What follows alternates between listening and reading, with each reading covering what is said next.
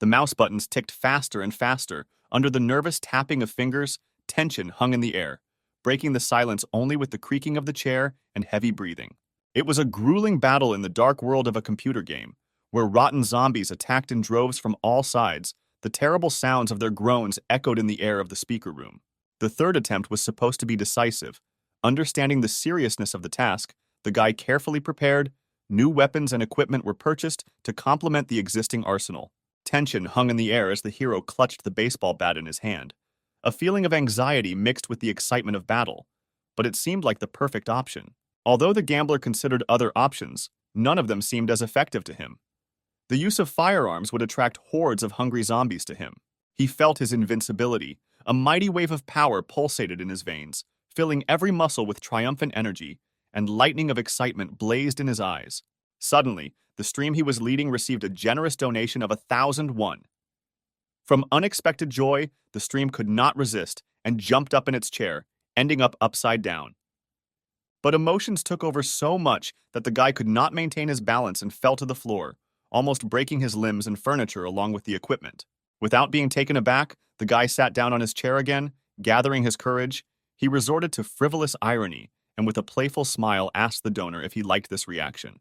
But the commentator, not understanding the riskiness of the hero's actions, did not understand the reckless jumping off a cliff that led to the tragic death of the character in the video game.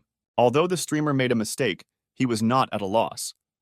Thanks to the fact that he managed to save at the checkpoint, the loss was minimal, and he received a generous donation from a viewer. A sign appeared on the screen where it was necessary to confirm the revival at the control point, which did not call into question at all and provoked the continuation of the game. At this time, the viewer began to write strange moments to him. "Hey, Gu Jiangsu, will there be a paddle if I remain your only viewer?" He could not answer this question, but fell into a stupor. The vision froze, as if petrified, unable to solve the complex puzzle of the request. The brain choked in a sea of incomprehensible words. Thoughts dissolved in the fog. As a result, in order not to increase tension in a situation he did not understand, he simply decided to laugh it off. "One and only Hyun-nim, please don't say that." But indeed, there was only one viewer holding him back, and although the streamer felt a little lonely, he understood that every viewer was important, so he pulled himself together and continued to play with enthusiasm. The same viewer replied that in this case he would choose him, but did not say why. This phrase looked very doubtful and did not evoke any positive thoughts. But the streamer cast aside negative thoughts and easily, with an ironic smile on his face, joked again that he was infinitely lucky to have such a wonderful audience that chooses him. Suddenly, some strange, sharp sounds began to thunder outside the window. It was similar to what he had heard before, but not in reality, but somewhere in video games, which caused a violent and confused reaction. Taking off his headphones, he listened carefully to the barely audible sounds around him, trying to make out something other than his own breathing and heartbeat in order to better examine his surroundings. Panic overtook him. He began to scream in fear. Drops of sweat flowed down his face more and more. The sound took him by surprise. He did not know what to do in such situations. The guy, stunned and discouraged, looked around, looking for the source of the explosion, so as not to seem alone in such an embarrassed situation. Gu Jiangsu's eyes widened in horror as he parted the curtains and looked out the window to see that the world he once knew had turned into a nightmare. The whole city was on fire, as if rockets had arrived there. The buildings were engulfed in flames, devouring everything in their path. Flames were shooting out of the windows, and chaos and horror reigned in the streets. People ran back and forth, saving their lives, and thick smoke hung in the air, choking and watering their eyes. Cries for help mixed with the explosions of shells, creating hell on earth. Suddenly, pitch darkness reigned in the apartment. Gu Jiangsu, absorbed in the virtual world on the computer screen, flinched in surprise. His attention instantly switched to the monitor. He tried to turn on the system unit again, resolutely pressed the power button, but nothing happened. Not a single hum from the cooler, not a single blinking of the indicators. Just silence. Something very strange was happening. It seemed that the familiar world had suddenly shaken, revealing terrible secrets. The only thought that appeared was to go outside and find out what was happening outside. Feeling growing excitement, he rushed to the exit, hastily throwing on his jacket. There was no time to think, because he had to act immediately to save his life. While examining the surroundings, the man noticed a woman running past. her face disfigured with horror, her eyes wide open, and her hair tousled by the wind. The guy, struck by the horror reflected on the woman's face, could not just stand aside and decided to stop her to ask what was happening to their city. Her eyes, wide open with fear, looked at him with distrust and disgust. She did not believe him, did not want to listen to him. Her only desire was to run away as quickly as possible. Then she began to scream hysterically, her voice breaking into falsetto. Her eyes widened in horror, and tears flowing down her cheeks. She ran with all her might, without looking back, as if her life depended on her. The guy, stunned by such a sudden reaction from the woman, stood motionless, watching her silhouette disappear into the distance. Suddenly, some electronic signs with offensive words appeared in front of him, scolding him and calling him a loser. He was stunned by surprise, feeling anger growing in his chest. The guy stood in the middle of the street, stunned and confused. His brain could not comprehend what was happening. Everything around him looked unreal, as if he was in a video game. A chat window hung before his eyes, as if from some science fiction film about traveling to the future. He was broadcasting live, and viewers in the virtual chat were actively commenting on his actions. He had the thought that he was simply crazy and that these were all hallucinations. He tried to touch the sign with his hand, but it had the aggregate state of a ghost. Through the translucent chat, the streamer suddenly saw a very strange man with the twisted gait of a lame, disabled person. His figure, as if woven from fog, barely appeared on the screen. Tattered clothes hung from his body, and his limbs looked as if they had been chewed with black, necrotic spots. But this monster approached confidently. It seemed impossible. Everything was mystical and scary, as if torn from a horror fairy tale. The world around was shrouded in a haze of unreality. It wasn't a person, it was a hungry zombie, ready to kill anyone who stood in his way. While meanwhile, the chat was filled with laughter and ironic wishes for good luck. The guy's eyes widened in horror. The zombies he had previously only seen on the computer screen now appeared before him in a terrible reality. Fear squeezed his throat, making it difficult to breathe. Suddenly, the dead man rushed at him, shouting terrible threats and preparing to tear him into pieces. The guy, stunned by the sudden attack, barely had time to come to his senses, but managed to get distracted.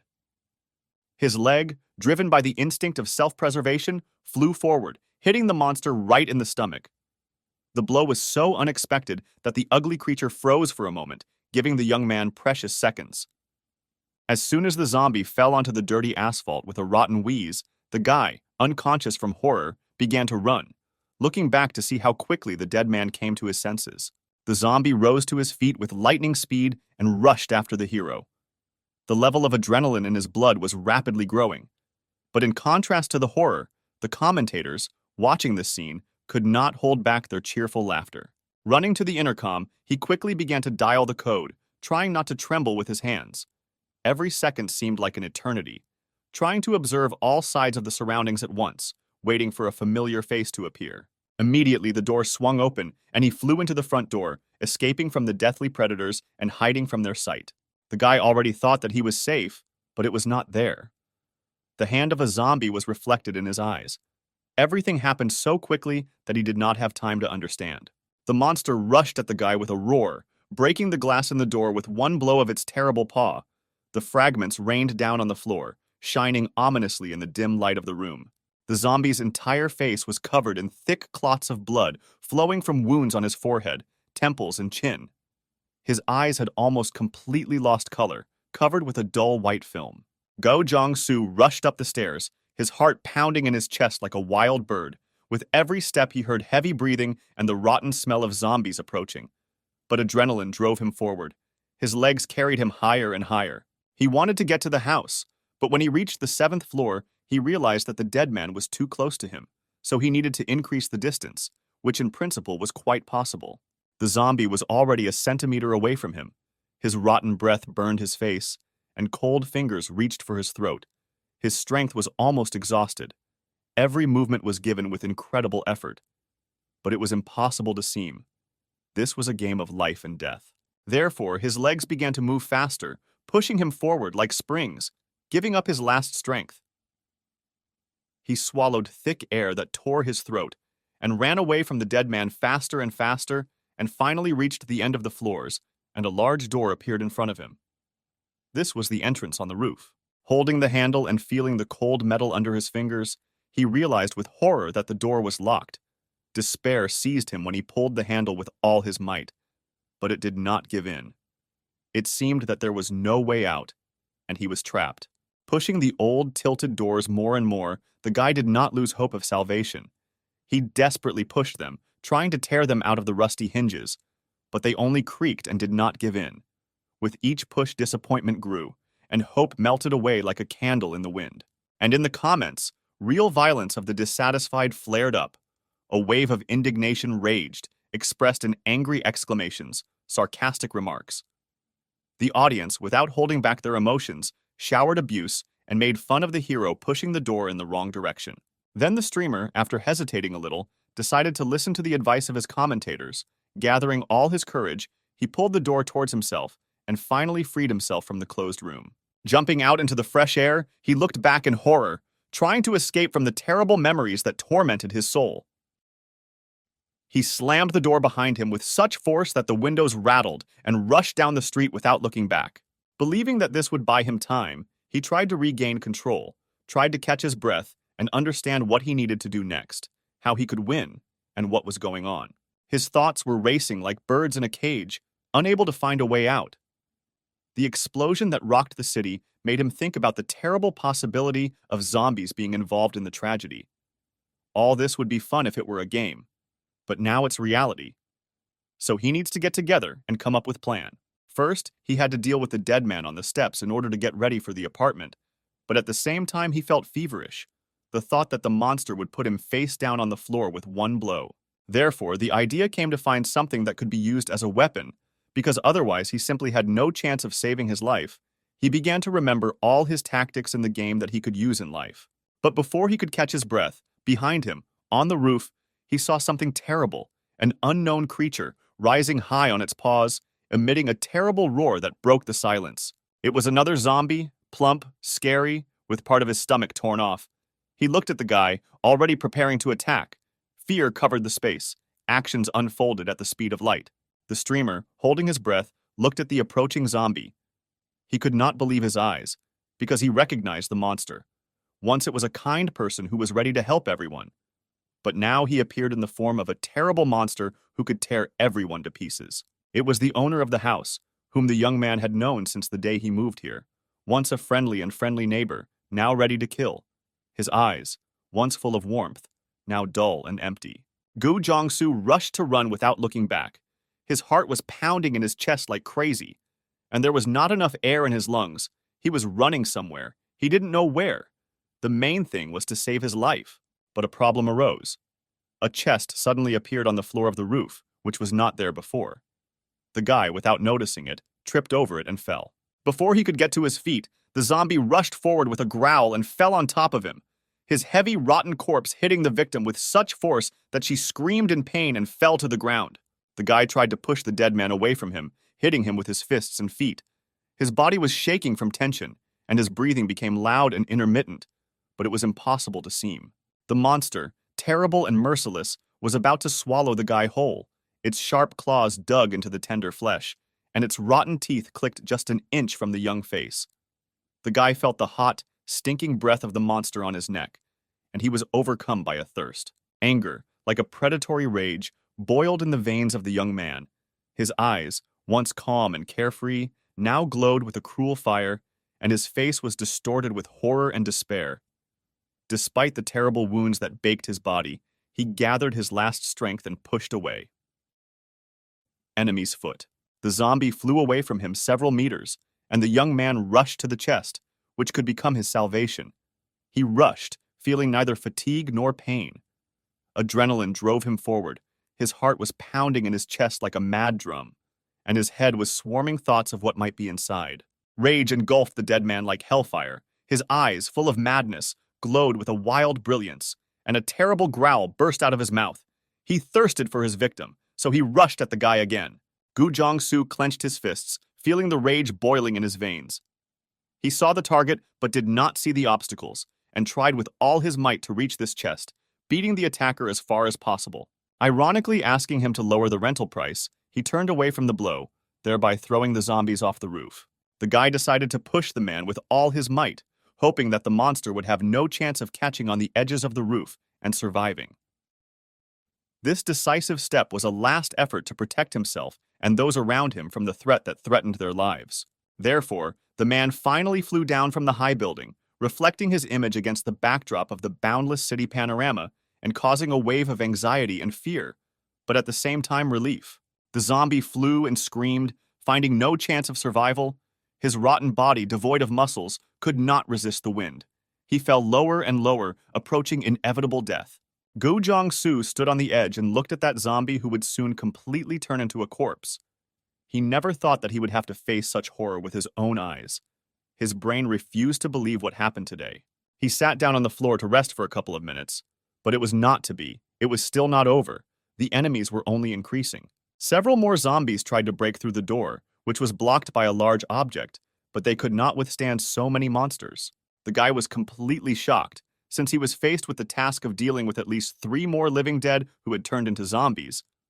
This unexpected turn of events caused him excitement and a certain feeling of helplessness. The guy stood as if paralyzed with horror.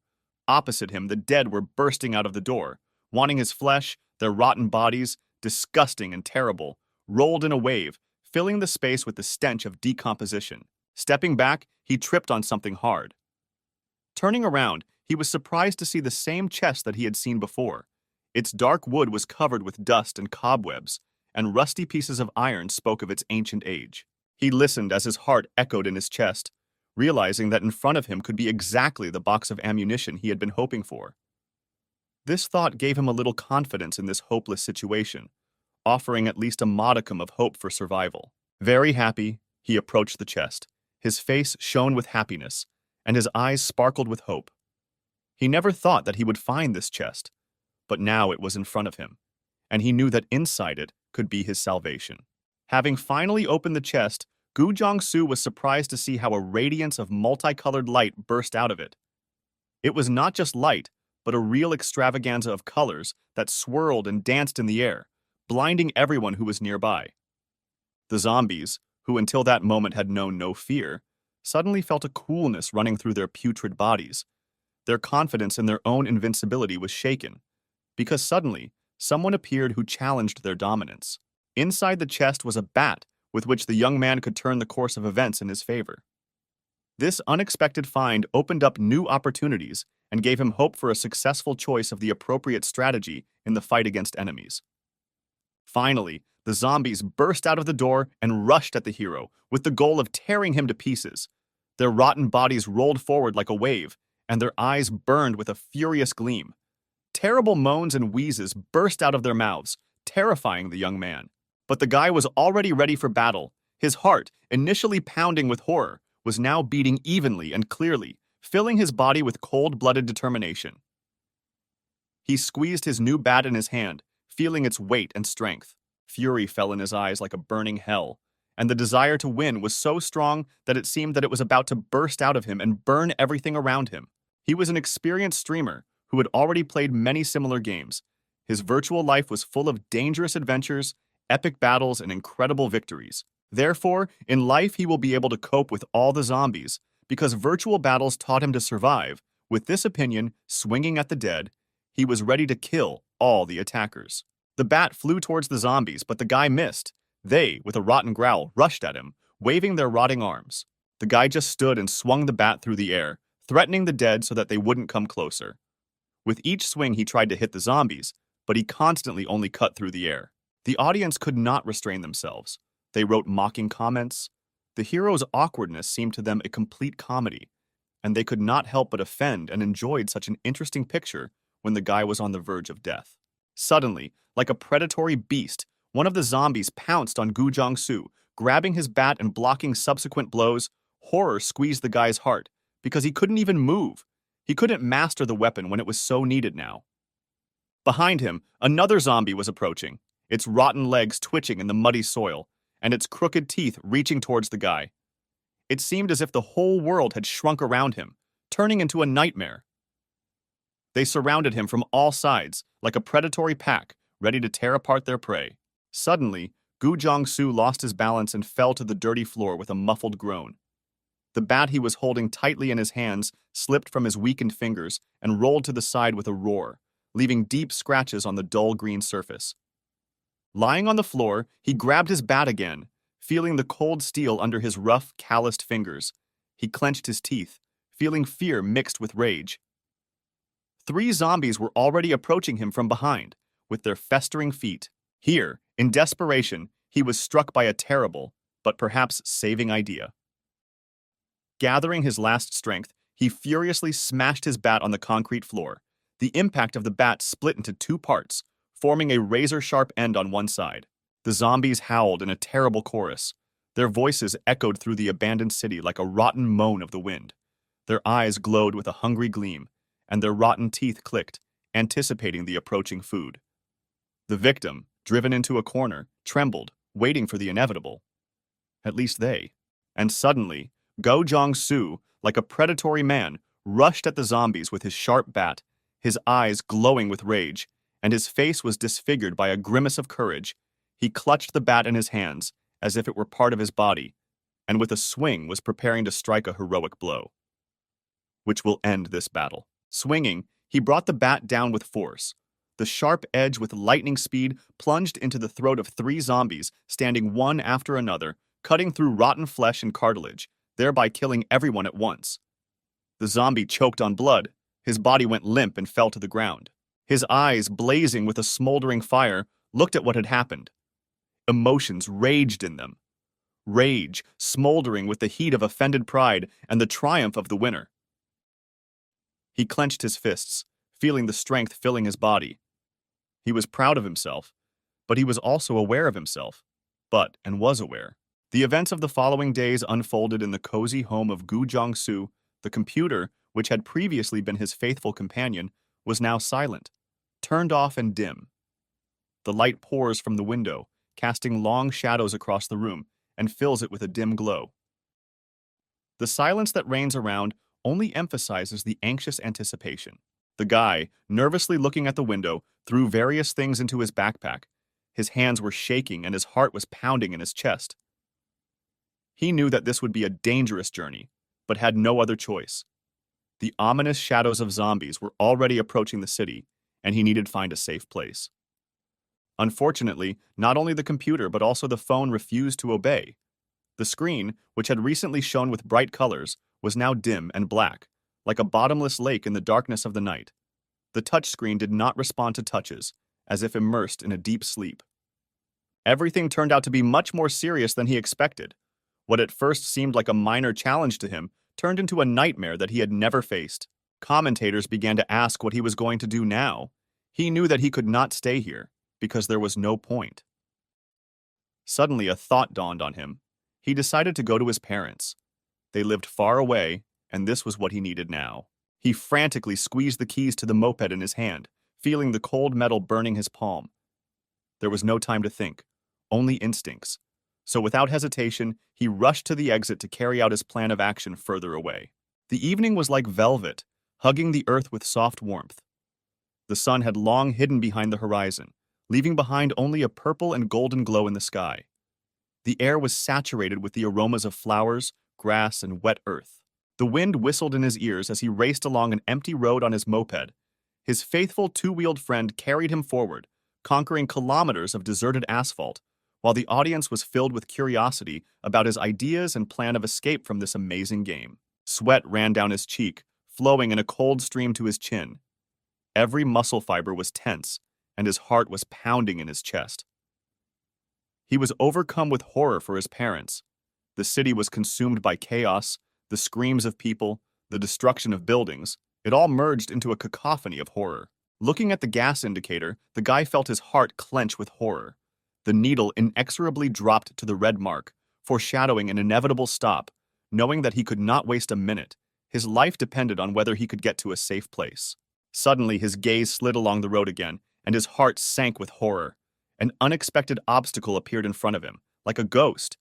Everything happened so lightning fast that he did not have time to react. His moped, like a naughty horse, rushed forward as if trying to crash. He slammed on the brakes, but what happened was not what he expected. Instead of slowing down, the moped began to slide, its wheels losing traction, adrenaline rushing through his veins as he realized that he was losing control and balance. Unable to keep control, the guy fell with a roar onto the dim, bumpy road, feeling a sharp pain throughout his whole body. The moped, breaking out of his hands, flew a few more meters, like Gu Jiangsu himself. Trying to get up, he pushed off from the rough asphalt, feeling its cold roughness under his palms. His body ached in pain, and his head was spinning so that he could barely distinguish the outlines of the surrounding world, not understanding what kind of long tongue was in front of him. Carefully, sitting on the asphalt, he turned his head, trying to discern the source of danger that worried him and almost killed him. It was not just a toad. It was a terrible monster born from the depths of hell. Its body, gigantic in size, was covered with scales that shimmered in shades of crimson and coal black. From its mouth, similar to the mouth of a predatory beast, a long tongue, eyes blazing with a cruel, hungry light. Gu Jiangsu could not believe his eyes, because he expected to meet only ordinary zombies, slow, rotting creatures, controlled only by instincts. But what now appeared before him surpassed all his horrors.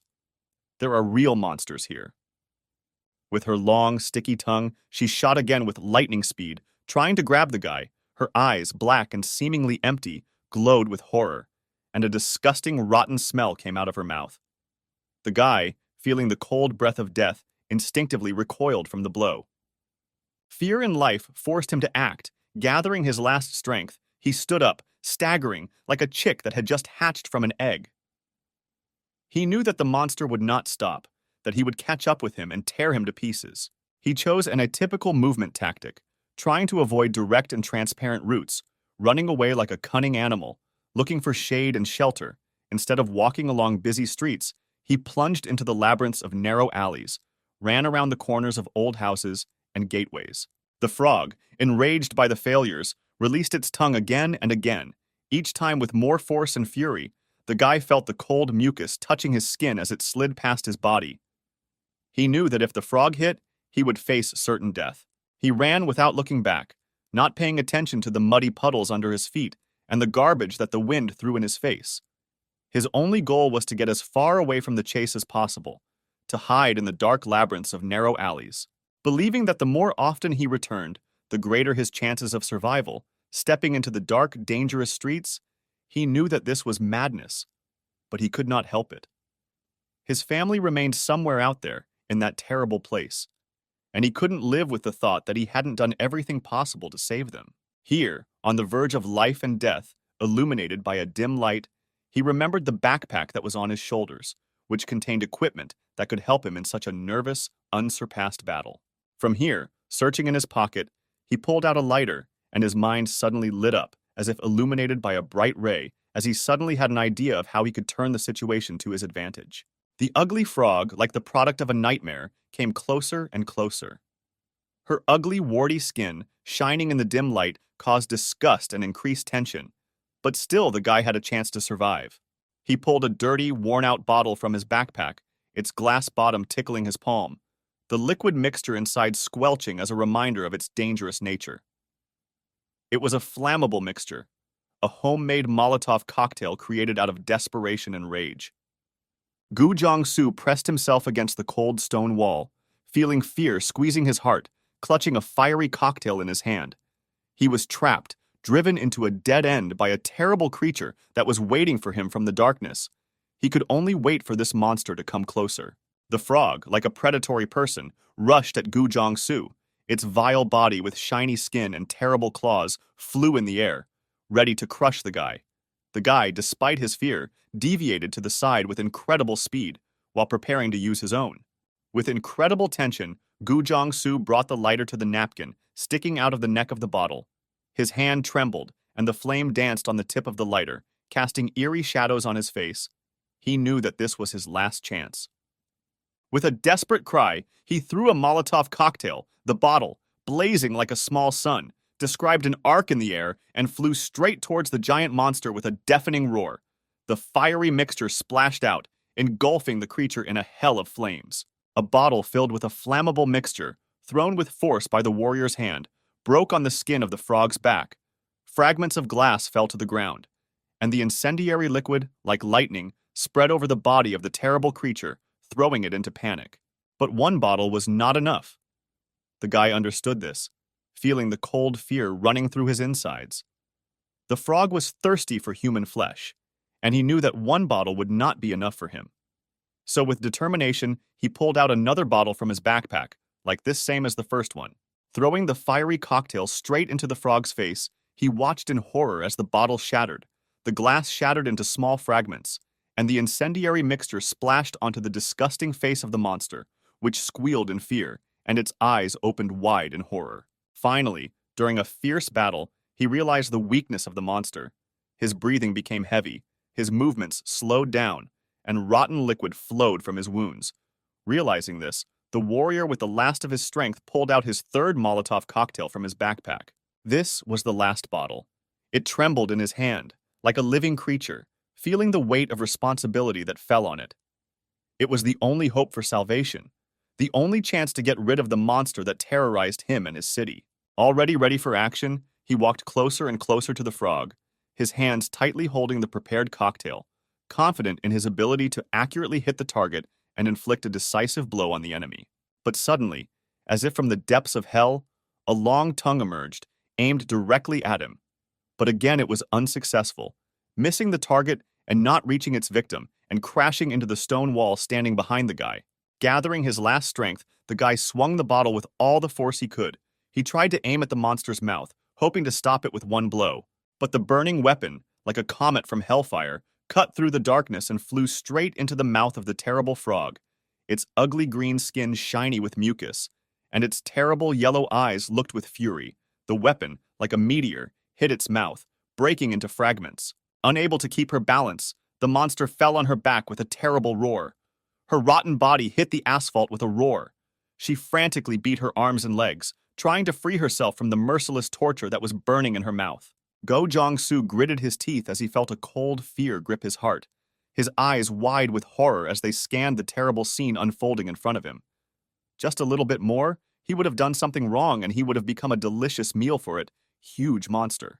He stood as if paralyzed and watched the enchanting scene, the frog, once full of rage and liveliness, now writhing in agony, gradually dying, burning alive, lying, already completely blackened and turned into ash on the floor of the alley.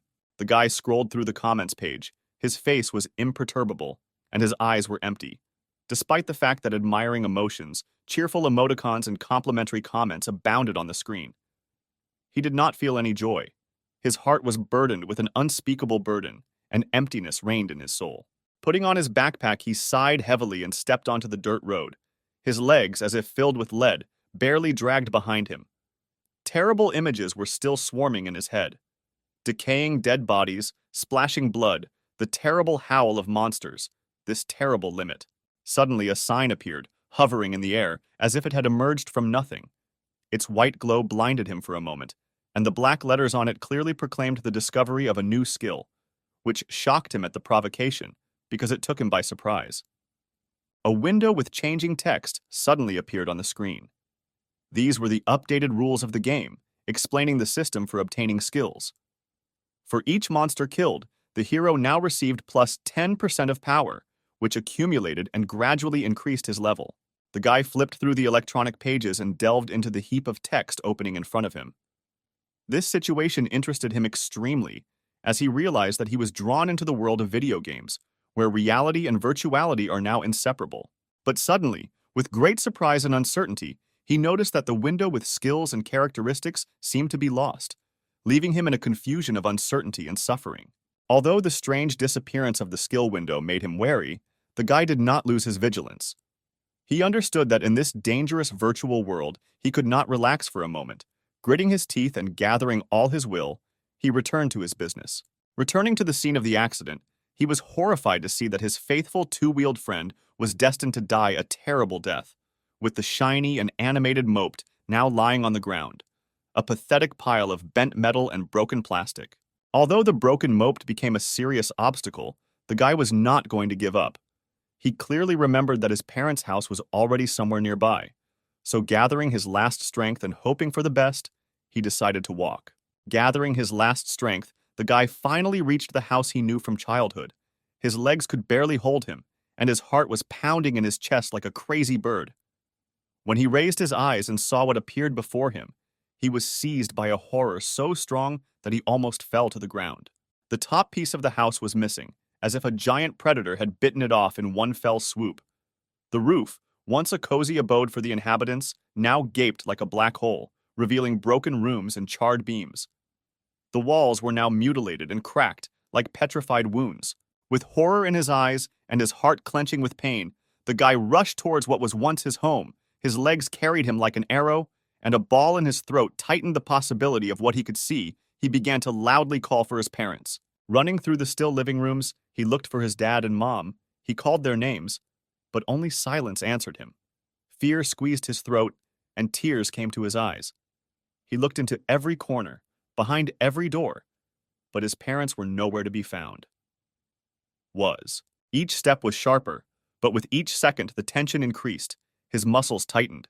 His heart beat in his chest like a drum, reflecting the rhythm of his anxiety.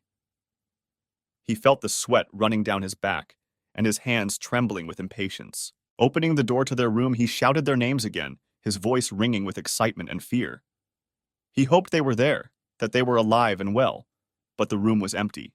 The empty space surrounded me on all sides. There was no one here, not a single living soul, only fragments and pieces of stones lay on the floor, and the wind in the window rustled fallen leaves, and its sad singing sounded in the silence, like a cry for a lost world. The guy despaired. He became very scared for his parents. Tears rolled down his cheeks like a hail, and his breathing became ragged and hoarse. He felt his body shaking with fear and his legs giving way. He didn't know what to do, where to go. His thoughts were confused, and fear clouded his mind. Suddenly, he remembered that they were constantly recording everything, their every action, so they had to leave at least some trace behind them. Notes, diaries, notebooks. There had to be at least something. Perhaps in these notes he could find a clue where they could get away. Glancing at the chest of drawers that stood against the wall where one notebook lay, it turned out to be empty. Approaching the refrigerator with a gloomy expression on his face, he looked at the notes magnetized on the door, but there was nothing useful there either. And there was nothing on the corkboard hanging on the wall either. Had all traces been erased and nothing remained? This thought really worried Gu Jongsu. And suddenly, he was seized by an incomprehensible craving for his old room, as if instinct told him that it was there that the answer to all his questions lay. The last chance to solve the mystery and find at least some clue. On the table, his gaze suddenly caught on something unusual. It was a sheet of folded paper. His heart beat faster, and a premonition of something important arose in his soul. He immediately rushed to unfold the paper. It was a note addressed specifically to him, which said, "Beloved son, we are going with the soldiers. I hope that we can meet again. We are going with a detachment of the 75th Division. Sorry, that's all I can write." The guy's eyes widened from such an unexpected turn. He couldn't believe his eyes. This was completely different from his parents. Everything was so strange that it seemed unreal. Something was definitely wrong here. A strange world, strange people, monsters. And now his parents had disappeared. Over and over again, he reread the note, trying to understand every word, every line. Tears came to his eyes. He could not believe that his parents, those people who had once loved him so much, cared for him so much, had simply abandoned him. Denying this idea, he internally convinced himself that something strange was happening, but they certainly had nothing to do with it. His mind sought to find a logical explanation for the unusual events, relying on the belief that they had nothing to do with them. There was something wrong with this note. Every word, every line was permeated with anxiety, as if written by the hand of a man balancing on the brink of life and death. A wave of horror gripped his body, because he understood that a terrible secret was hidden behind these meager words. But suddenly the thought struck him that if all this was really just a game, then everything was going as it should be. This thought made him look at the situation from the other side. He remembered the rules of the game, that his goal is to survive, and that he cannot change the course of events. One of the key tasks is to identify the protagonist. The plot probably unfolds based on this aspect. Identifying the main character acts as an important stage in revealing the plot, determining its development and direction. So, you need to be patient and focus on finding this complex puzzle. Perhaps you should start by analyzing all the available data, carefully studying every detail and thinking about every turn of events, looking at them from every angle. Looking into the kitchen cabinet, he sighed with relief. On the almost empty shelves, 2 canned cans of tuna were dark. It was a real find. His stomach had been making itself known for a long time with a loud grumble, and he simply did not have the strength to cook. While watching this pictorial scene, the audience felt embarrassed to see his calm reaction to his parents disappearing. Their surprise was emphasized by the way the main character maintained his outward calm in a difficult moment. The guy's further plan was simple and clear. To eat to regain strength and immediately leave this place, he understood that it was dangerous and pointless to linger here any longer. He had already spent a lot of time and effort, but had not found a single important clue that would shed light on the mystery. Placing the cans of tuna on the table, he sighed with relief. This day had been long and exhausting, and he finally had the opportunity to eat properly. He was looking forward to this moment, because he had not been able to eat anything in the morning. But suddenly the silence was broken by strange sounds coming from the front door. These sounds, similar to grinding and wheezing, immediately alerted the man, and terrible images of enemy zombies instantly appeared in his imagination, which could be hiding behind the door, waiting for the right moment. Reflexively, as if driven by the instinct of self-preservation, the guy grabbed a kitchen knife from the counter. The cold metal flashed frighteningly in the dim light, becoming his only hope and support in this unexpectedly terrible situation. Walking into the living room, he expected to see familiar furniture, a cozy chair by the fireplace, books on the shelves. But instead, he was greeted by emptiness. The room was destroyed, the walls were torn, and the furniture was turned into piles of rubble. Only the wind blew from the broken part of the roof. Trying to listen to hostile sounds, the guy walked on the ground as quietly as possible. Every rustle of leaves, every crack of a branch seemed to him to be the screams of monsters. Without hesitating for a second, he rushed to the window. His movements were quick and decisive, because the instinct of self-preservation prevailed over fear. He understood that danger could be hidden behind the strange sounds, and was ready to face it. Opening the window, he saw with horror that his fears had come true. A whole gang of zombies was walking around the house. Their rotten bodies greedily reached out to him, like predators to prey. It was not one zombie, as he first thought, but a whole group of these terrible monsters. A rotten hand, as if torn from the grave, flew straight into his face. Its pale, almost transparent skin burst from mucus, and long, yellowed nails, like the claws of a predator, were ready to tear him to pieces. He did not have time to react. The hand moved with horror. Speed, cutting through the air with a frenzied whistle. Grabbing the guy's hand with its cold, bony fingers, the monster with a terrible growl began to pull him towards itself. The guy, hitting and screaming in horror, tried to escape from her terrible grip, but her strength was terrible. But without being confused in such a nervous and dangerous situation, with the other hand, where the young man had prepared a knife, he swung at the predator and stuck it straight into the zombie's hand, thereby winning a little time for himself. Closing the window with a loud knock that echoed in the room, the guy was left alone with his thoughts. The anxiety that had been nesting in him for a long time now grew into a clear awareness of the danger lurking outside his cozy shelter. Hiding behind the wall, he felt with relief how his heart gradually stopped beating wildly. His body began to calm down. He took a deep breath, trying to regain even breathing. A sign appeared in front of him, reminding him of his provocation skills, which increased with each attack. Realizing that the more zombies he destroyed, the higher the level of his skill would be, the hero felt a surge of confidence in his actions. The fear that had previously squeezed his heart began to recede, giving way to cold-blooded calculation and determination and confidence. Gu Zhongsu, remaining vigilant, decided to change his weapon and took the hammer, which seemed more powerful to him than, holding it in his hands, he carefully considered each subsequent step, preparing for the most important battle of his life. It was already twilight outside, which meant that soon many more such monsters would appear, so you need to be careful not to lose in this game, where life itself depends on victory. They began to knock on the front door with all their might, trying to knock the door down. It felt as if a little more, and a broken hole would appear in the center, from which a terrible hand would come out. Without waiting for this moment, the guy decided to open the door, thereby letting the zombies inside the house to begin the battle. Immediately, without thinking for a second, he clutched a hammer in his hand and hit it with all his might on the rotten head of the zombie. Dirty blood sprayed out from the blow, and the skull of the dead body cracked like an overripe nut. The zombie swayed and fell to the ground with a roar, lifeless. Blood splashed straight onto him, as if a bloody waterfall had suddenly fallen from the sky. Hot, sticky drops showered his face, flowed down his neck, covered his clothes, leaving behind terrible red stains. He looked stunned at what was happening, not believing his eyes. The young man's eyes burned with rage. He wanted to avenge his parents and himself. These predators do not allow him to live in peace, so they must all be destroyed, just as they destroy the entire population. Without wasting time, the second zombie rushed towards the guy, but he, without losing his vigilance, swung the same hammer at him, which caused the skill level to rise more and more, giving the guy more strength. Hitting him on the top of his head with terrible force, the zombie deflected the loser's head, which, like a plucked fruit, came off the body and flew into the air, and then fell to the ground with a thud. Rolling to the side, a terrible death overtook the monster, and his pitiful body lay land. The next zombie received a strong blow to the temple, killing him instantly, having felt a hit in such an extremely sensitive place. This precise and fatal blow once again confirmed the skill and dexterity of the hero, ready to defend himself in any circumstances.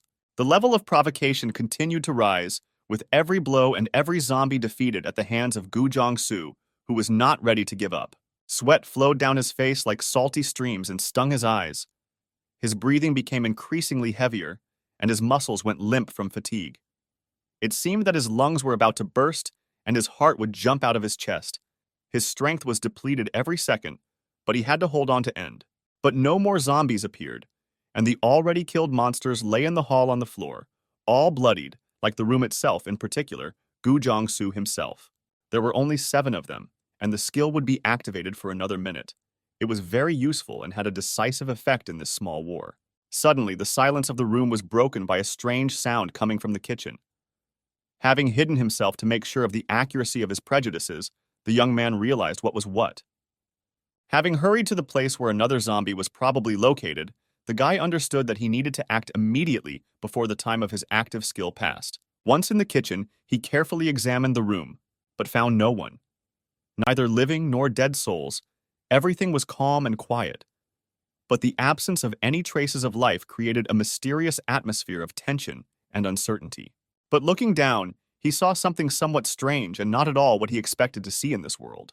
A man sat under the table, hiding in complete panic and covering his head with his hands, fleeing from the army of zombies, his eyes filled with horror. Sometime after the situation had been resolved, when the emotions had subsided a little and the shadows of danger had receded, a stranger whom they had not met before, out of the initiative of his own kindness, decided to prepare food for them, moving around the kitchen with confidence and calmness, as if he had been doing this all his life. He looked quite strong and attractive without being threatening, since he is the first normal person Gu Jong-soo has met in all this time. While he was cooking, the guy was sitting on the table, waiting for dinner, when the commentators were bursting with embarrassment because the hero was actually going to eat food prepared by a stranger. After a few seconds of awkward silence, Gu Jong-soo nevertheless called out to the stranger, calling him brother, but doubts immediately crept in about whether it was possible to do so. Today he fought with different monsters all day, so he is very exhausted and hungry that he can eat everything that is brought to him. Determination and confidence grew in his eyes, and anger and rage grew in his soul, boiling in his heart with boundless fire. In his bloody hands he held a spoon, and on the table nearby lay the same hammer, which also sparkled with stains of predatory blood. His thoughts, confused and anxious, were suddenly interrupted by a stranger who appeared out of nowhere.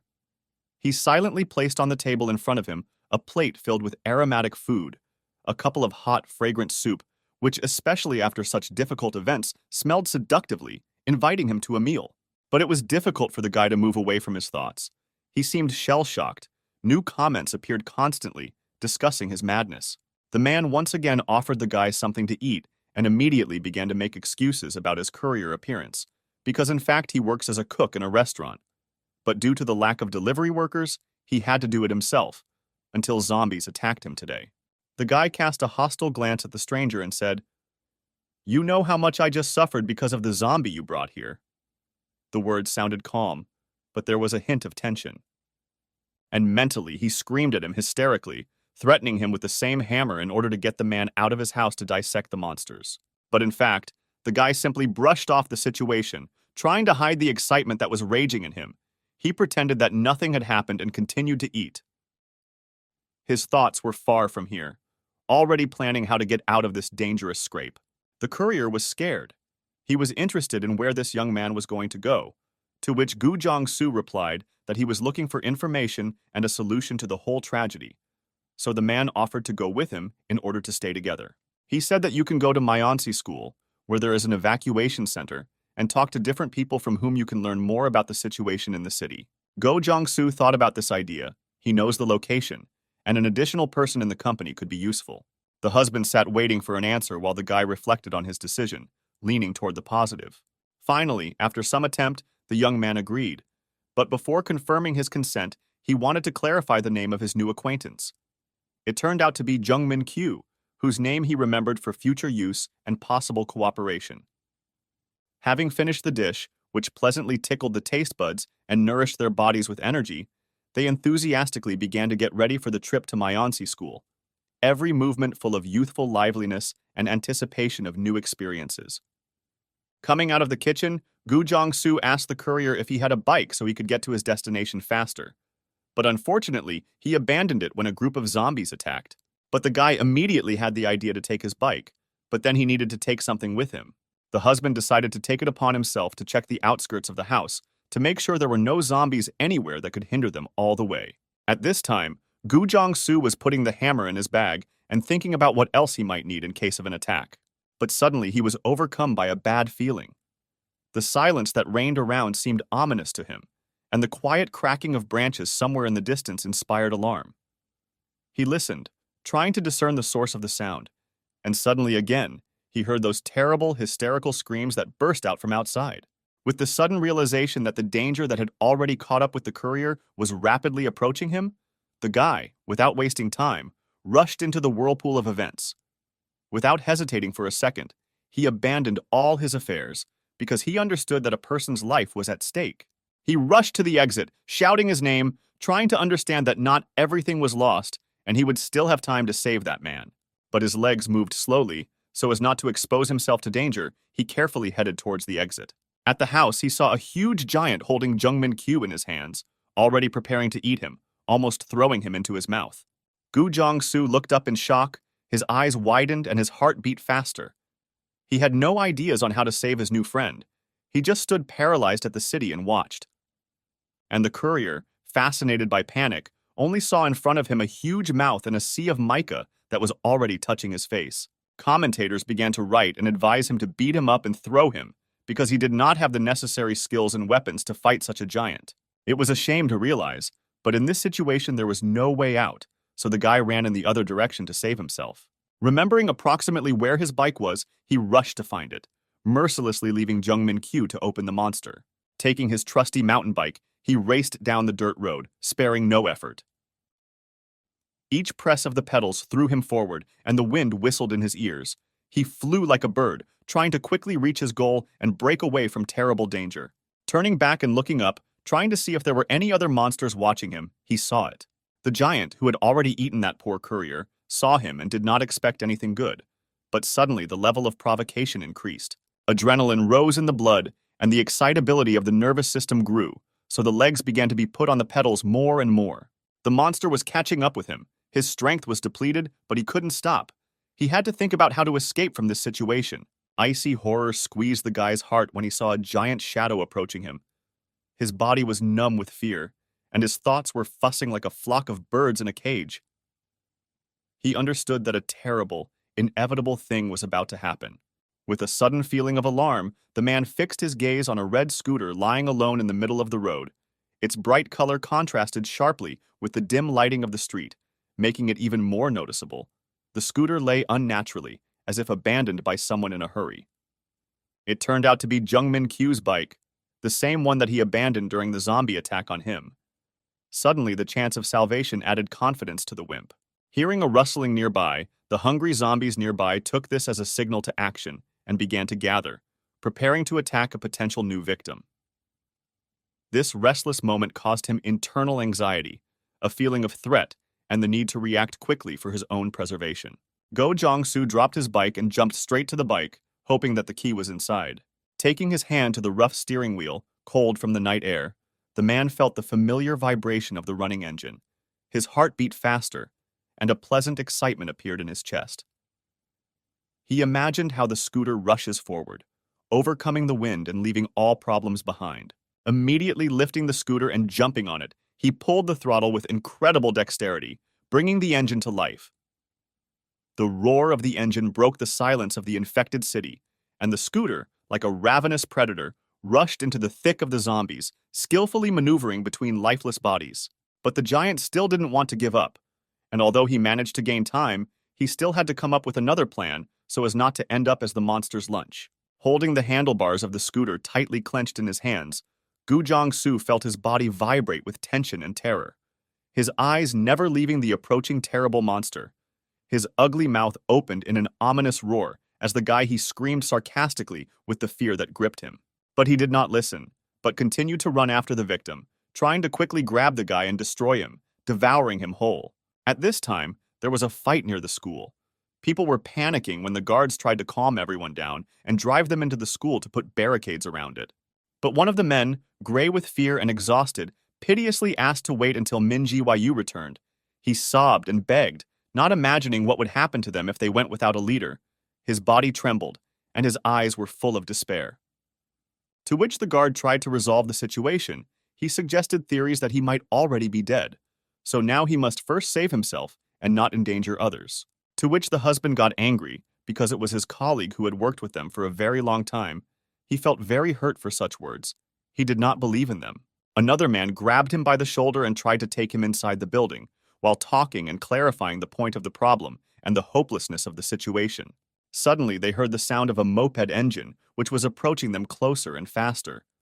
They froze like stone statues, not daring to move or utter a word. Terrible pictures flashed through their heads, straining the atmosphere even more. Behind him, hanging on the moped, attached to the rear rack with a strong rope, was a dark, rough bag. This sound attracted the attention of the entire crowd, who stood near the school and tried to see it in order to understand the level of danger awaiting them. Gu Jiangsu finally stopped in front of this group of people, causing a strong reaction from those around him, and amazement that raged in their hearts, leaving them unable to rest. That same colleague, seeing a familiar moped, began to cry. His thoughts were driven into the most terrible thoughts, which turned out to be the terrible truth. The guy stopped on the scooter and looked at the reaction of people who looked embarrassed at the new person who suddenly appeared next to them. But people's attention was attracted by precisely that same bag, which upon closer inspection turned out to be not matter at all, but a huge piece of the same giant's finger. The crowd, barely calm a minute ago, was suddenly overcome by a wave of panic. The nervousness and anxiety in the air suddenly erupted into chaos. At first, the guy didn't understand what exactly caused such a violent reaction, but then he looked back and, remembering the same finger, began to think about how to explain the whole situation to people. To begin with, the sensible solution was to get off the moped and assume a normal human standing position, so as to be on par with the crowd. Everyone immediately recognized Mingyu's bike, and the man who worried him the most immediately flew up to him, inquiring about the condition of his close colleague. To dot all the I's, Gu Jiangsu calmly answered the man with the terrible and very unpleasant news for him about the death of Zheng Minqiu. But without wasting time on unnecessary, unimportant conversation, he called the main one to discuss some issues that would help him in passing this game. One of the guards had already begun to direct them to the main thing in their team, but before he could finish speaking, he was interrupted. A serious man in a police uniform approached Gu Jiangsu with a calm step. His shoulder straps spoke about his status, gave an understanding of how exactly this person should be addressed, and determined the reason itself. Introducing himself as Li Xiaozheng, the head of the Transport Security Department, he said that the chief was nearby, but now he was in charge. Gu Jiangsu began his pronunciation, but before he could extend it, the man, interrupting him, immediately became interested in the very severed finger that belonged to the terrible giant. Realizing that the police were already aware of the matter, he continued to listen to the man's story about the cases of murder at the hands of that monster, feeling joy for his decision to take such a trophy. But Li Xiaojun was very interested in the question of how such a fragile guy was able to defeat a huge giant that even a crowd of people could not stop. To which Gu Jiangsu seriously replied that he dealt with him, feeling proud and courageous in himself for such actions. Everyone was shocked. People did not believe him. They thought it was a lie because it was impossible. He would not have had the strength and skills to overcome such a powerful monster. Then he remembered the moment when he was riding a moped, running away from the giant, when an idea struck him. Realizing that he had little chance of surviving, but it was urgent to kill this monster before he brought even greater tragedies to his city.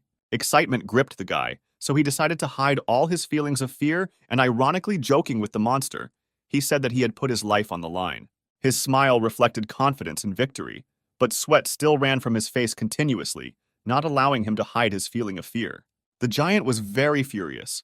He was not used to chasing his prey for so long. All people turned out to be so easily accessible, but this guy became a test for him. With each step, the monster smashed the roads with its heavy foot, throwing pieces of asphalt to the sides, but without losing heart for even a second. His predatory eyes, like two sharp blades, glittered in the glare of the night. Small pupils like black obsidians fixedly stared at Gu Jiangsu, radiating cold cruelty. And his huge legs, like two trunks of an ancient oak tree, tried to crush the guy, turning him into a shapeless mass. Realizing that the giant was simply blindly watching him, the young man had an idea on how to escape from this monster.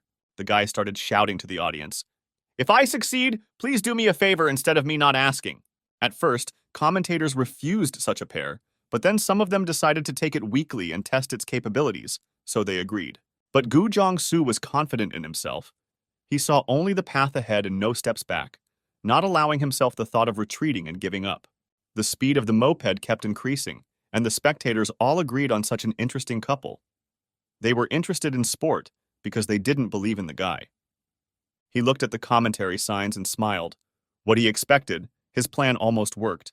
All that was left was to hold out until the end. In front of him was a tunnel, which was part of his plan and a chance for salvation. He turned off the gas and prepared for the main event. The monster ran after him like mad, was afraid to drop him, and everything didn't work out for him. The guy was much faster and almost soon flew into a tunnel that was too big for the monster. Already flying into the tunnel, Gu Jiangsu ironically reminded his viewers that they would need to keep their promise. And the giant, having gained great speed, could no longer stop. He ran so enthusiastically after the victim that he did not even notice what was in front of him. He hit the roof of the tunnel with such force that he lost consciousness for a moment. A sharp pain pierced his body, and the metallic taste of blood was felt in his mouth. Red liquid popping from several wounds in the face area splashed all over the road like a fountain, simultaneously losing balance. Remembering these moments, the guy looked at the policeman and proudly said that he could tell him more about the whole massacre. Since he had just arrived, the memories might be fresh, and he wanted to share his impressions as quickly as possible. But first, the officer decided to check him for infections that could be carried by zombies and other monsters. All the people were captivated by the new hero. They begged to be let through the inspection without waiting in line because he saved their lives. There was a small white tent on the street where people entered one at a time and were examined for pathologies and diseases. There were 2 policemen in this room. One of them was examining the bare torso of Gu Jiangsu, making sure that there were no wounds or infections. During the inspection, no injuries were found, so he was quickly released on his way out, when the same colleague, Jung Min Kyu, stopped him there to question him in more detail. The man still couldn't believe it. He thought it was a joke. Despair gripped his body. He wanted to hear anything, but not about death. To which the guy returned and, meeting his gaze, repeated again that Jung Min Kyu was killed. And this time he decided to apologize. How did he know him? To which the man introduced himself as the owner of the Chinese restaurant where Jung Min Kyu worked. They were close friends. Go Jiangsu explained that they were supposed to leave together, but were unable to because the monster ate him too early, before he could leave the house. And when asked about the bike, the guy took his hand and covered it with his 2 palms, and looking into his eyes, swore that he had not stolen it. "I will never forget the last potato he cooked for me." These words sounded very touching, although the audience knew that this was hypocrisy. Tears appeared in the man's eyes. Touched by such warm words about him, he could not contain his emotions. Once again emphasizing that he needed to go, the guy said goodbye to his husband and headed his way. He walked towards the entrance to the school, where he hoped to find some clues that would help in his case. As he was about to set foot, suddenly a blue sign flashed in front of him, which shocked him. It said that he had completed training, and from now on he could increase his chances of survival using the characteristics window. Good luck to the only survivor. The guy was embarrassed. It was just a study, but it seemed as if he had gone through an entire war. He looked around to make sure everything was happening around him when the audience began to write mocking comments. Deciding that there was no need to waste time, the guy rushed to school, looking for new quests, walking along the corridors. Touching one of the doors, he opened it, thereby finding himself in an empty, dark classroom. It was the perfect place to ask that one viewer about all the secrets and have a serious conversation. There was no one in the class, no one could bother him or hear him, so he entered here, choosing a place where he could sit. Gu Jong-soo recalled that the only one promised to do him a favor if he could get rid of the big head. He sat down on his desk and started the conversation first. "Yes, bro, my only viewer. Maybe it's time to tell me something," the guy asked, in the hope that he would finally pull out the real information. Other spectators were indignant because he had completely forgotten about them, but the only one asked to keep quiet and suggested that the hero himself already understood what was happening, to which he responded negatively. Shocked viewers wrote more comments. They didn't know that the streamer didn't know where he was now. They were worried about how he got so far, to which the guy replied that it was just his instinct. The comments did not stop appearing. They asked more and more questions, giving the guy some information about the reward, cleaning, and the meaning of the game. The guy began to be enlightened, and the only one in charge in this game began to further guide him into the essence of this world. The world in which he lives is a reality, only modified for a gaming system with different characters and riddles, where Gu Jong-soo was the only player. He is chosen as the protagonist, and he is the only one who can communicate with them because the audience only likes to watch one person. After catching his breath and realizing that Jungmin Kyu was just a non-player character, like everyone else here, he calmed down. The warning caught him unexpectedly and pierced his heart. If he did not complete the game, the world would remain the same forever. Sweat covered his face. He was not ready for such information, and his interest in who this one was remained open. He slowly turned his gaze to the side, and his thoughts instantly filled with the fact that he may have embodied some kind of power or become a character similar to the god of this world, which caused him wonder and uncertainty regarding his own identity and place in this unusual surroundings. There was something hanging on the door that reflected his reflection. Looking at himself, he couldn't believe that he could come to this. In his eyes, he saw only himself alone, because now he really is the only one in this dangerous world. The audience thought about the question about God, but looking at it from the outside, did not want to give him an answer. But the only one who liked the illogicality of the actions and thoughts of the protagonist, he saw potential in him. This man had extraordinary insight behind his observations, behind the chaotic actions and contradictory thoughts of the hero. There was hidden, not just a rebellious spirit, but something deeper. He can fight with all his strength and use skills of resourcefulness and intelligence, which the guy was surprised that he could do anything. Suddenly, the guy saw an information window where the first task was, according to which it was necessary to help the head of the police during a night crisis. A whole crowd of people had already gathered near the school. It was a dark night, some were panicking, some were collecting their thoughts, and some were acting. The gate limited the school's territory, but did not guarantee complete protection, so people had to additionally protect the territory. As Gu Jong-soo passed by, he noticed how the men joined forces and looked for a way out of a difficult situation together, helping each other and showing solidarity and empathy, which made him more attentive and felt like a guarantee of further success in solving the problem. Taking metal beams, they carried them under the fence, covering it and strengthening it, hoping for the usefulness of this idea. Other people, holding boxes of food, eagerly approached the police, their faces expressing a sincere desire to help and kindness shining in their eyes. A lot of people, children, men, women, and elderly people just stood on the street and waited for the best, hoping for a speedy end to the apocalypse. The police, meanwhile, rightfully passed on information about the number of people under their protection. The guy walked and watched the leader, expecting danger from which he needed to save him. The tension grew. On the other hand, under the gazebo near the school, the officer called everyone together to start distributing food to people because everyone was nervously hungry. A man saw Gu Jong-soo walking towards the school and called out to him to get his attention. The officer emphasized that the food was here, and he was going to the main building, to which the guy politely recovered, explaining that he was not hungry. The security guard standing at the main entrance looked at the guy with interest and decided to voice his question. "Are there any problems?" In his arguments, the guy insisted on the need for a personal meeting with the police chief, emphasizing the importance and urgency of this meeting for a conversation that, in his opinion, was potentially decisive. Hearing these words, the guard became frightened for reasons unknown to the guy and repeated the young man's questions in a trembling voice. It was clear that the man did not want to let him inside, as if he was hiding some secret there. This situation convinced suspicion in his behavior. The guy immediately realized that he needed to act urgently. Something terrible was happening inside, so there was no time to waste. At first, Gu Jong-soo began to persuade the guard to enter and promised that he would help in any situation. To the guy's surprise, this system worked, and the man immediately contacted the manager via radio, who provided him with a further protocol of action. At the end of the conversation on the walkie-talkie, the man asked the guy, the boss told me to ask you, are you here to defeat the monsters? To which the young man responded positively. They really needed help, but there is one thing that happened recently. They had problems that the whole team is still dealing with. Having learned that the head of the police disappeared and still has not returned from the sortie, so now the whole brigade is in search. The guy tensed.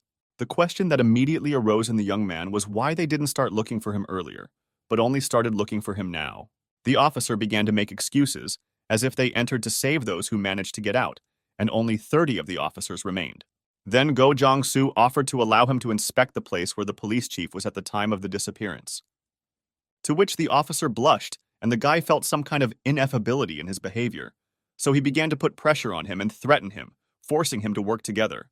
Approaching his face and threateningly reminded him that right now every second counts, and wasting time is completely inappropriate.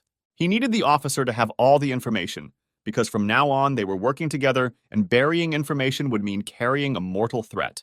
Then the officer told the guy about the location of the same temporary office where their leader, who was urgently wanted, had disappeared. Entering the dark room, Gu Jong-soo looked around every corner of the room in hopes of finding clues, but the room was filled with dead silence. He asked his viewers for help, but they responded negatively, not wanting to waste their time and strain their brains. Suddenly, the guy saw a map hanging on a whiteboard. It was all painted with a red marker and marked with crosses at some points. Another map was on the manager's desk, where only one point was already marked with a small red circle. Deciding that this was a clue, Go Jong-soo looked at the map, trying to navigate the space and streets. The marked place turned out to be very close from here, just a few minutes' walk, and the hero will already be on the verge of a solution. Suddenly, behind the door, the guy felt someone's presence. He felt the approach of something dangerous. Loudly shouting the question, "Who's here?" the guy tried to remain calm and not lose vigilance from any irritant. A silhouette from a small opaque window responded to the door, explaining its appearance by saying that it had heard about attempts to find the police chief. Opening the door, an unknown man entered the room. The sudden silence that reigned emphasized the tension of the moment. Gu Jong-soo was on alert and fully prepared to fight if it turned out to be an enemy or a monster, carefully watching his face. Walking into the office, a man in a police suit said that he heard that the guy could help get rid of a couple of strong people. He shook his hand and introduced himself to the young man. It was Police Inspector Jin Kyung-cho, to which Gu Jong-soo introduced him in response. The handshake was very strong, and the guy felt this insistence and pressure from the inspector, who from the very beginning seemed very suspicious.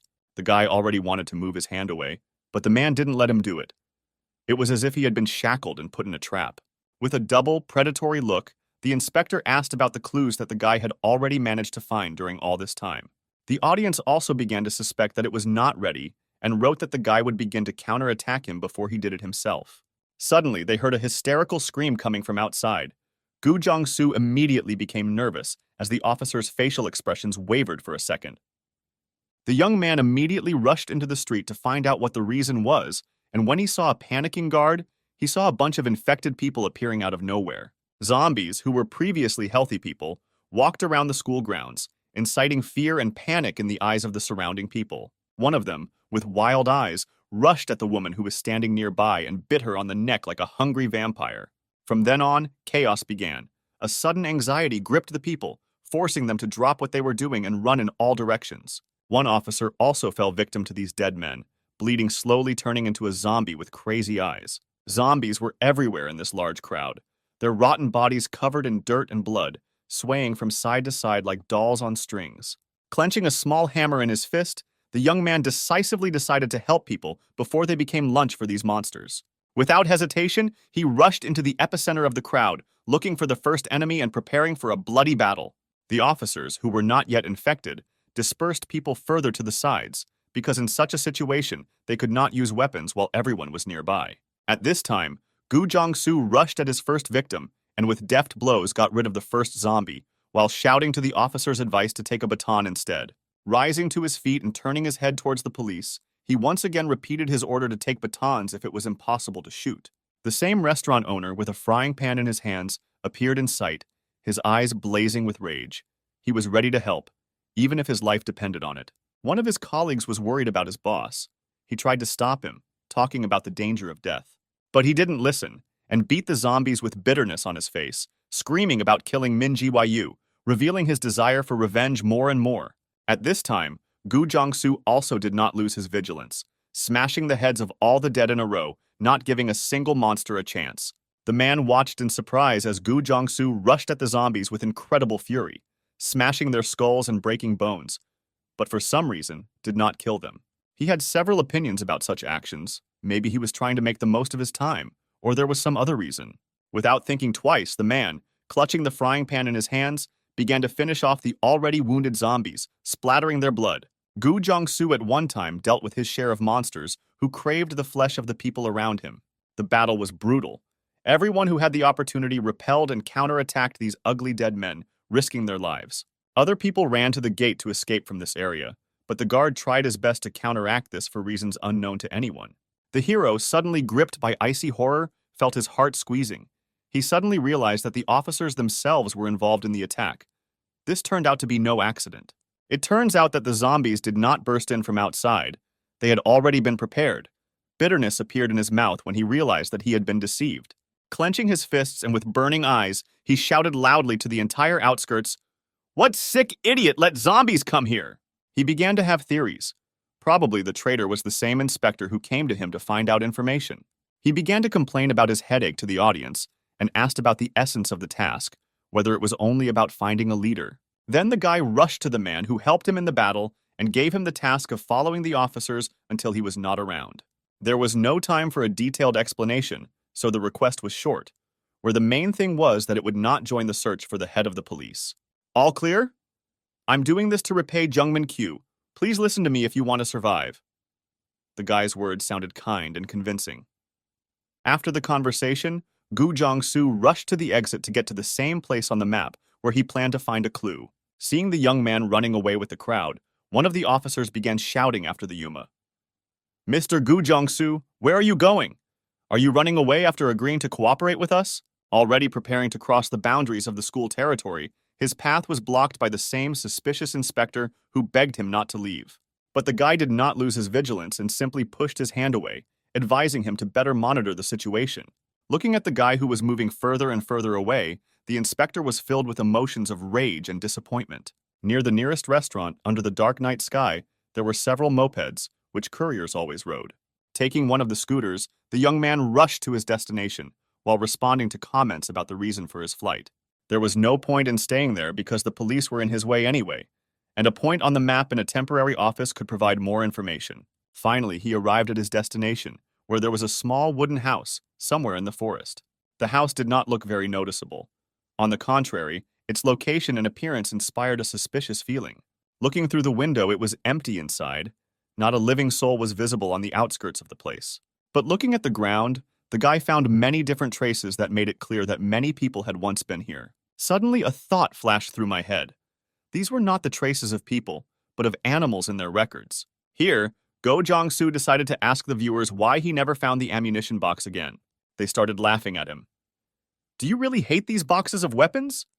But the guy was surprised by such a reaction. He was embarrassed because these chests could have saved a lot of times when he was in danger. Viewers, not understanding his reaction, wrote that this was paid content, and the same chest was only a trial version. He was advised to click on the chat and scroll to the beginning to give him a full understanding of exactly what they meant. With impulsiveness and foreboding, Gu Jiangsu began scrolling through the chat all the way back to the beginning and was overcome with an embarrassed feeling that he had dropped something. Suddenly, he saw a button with a money symbol on the screen. He pressed it with interest, already having some theories about it. Then another sign came out, where it was written that donations were turned off, but this could be changed by clicking once next to it. The guy was filled with new emotions, as if he had discovered a new continent.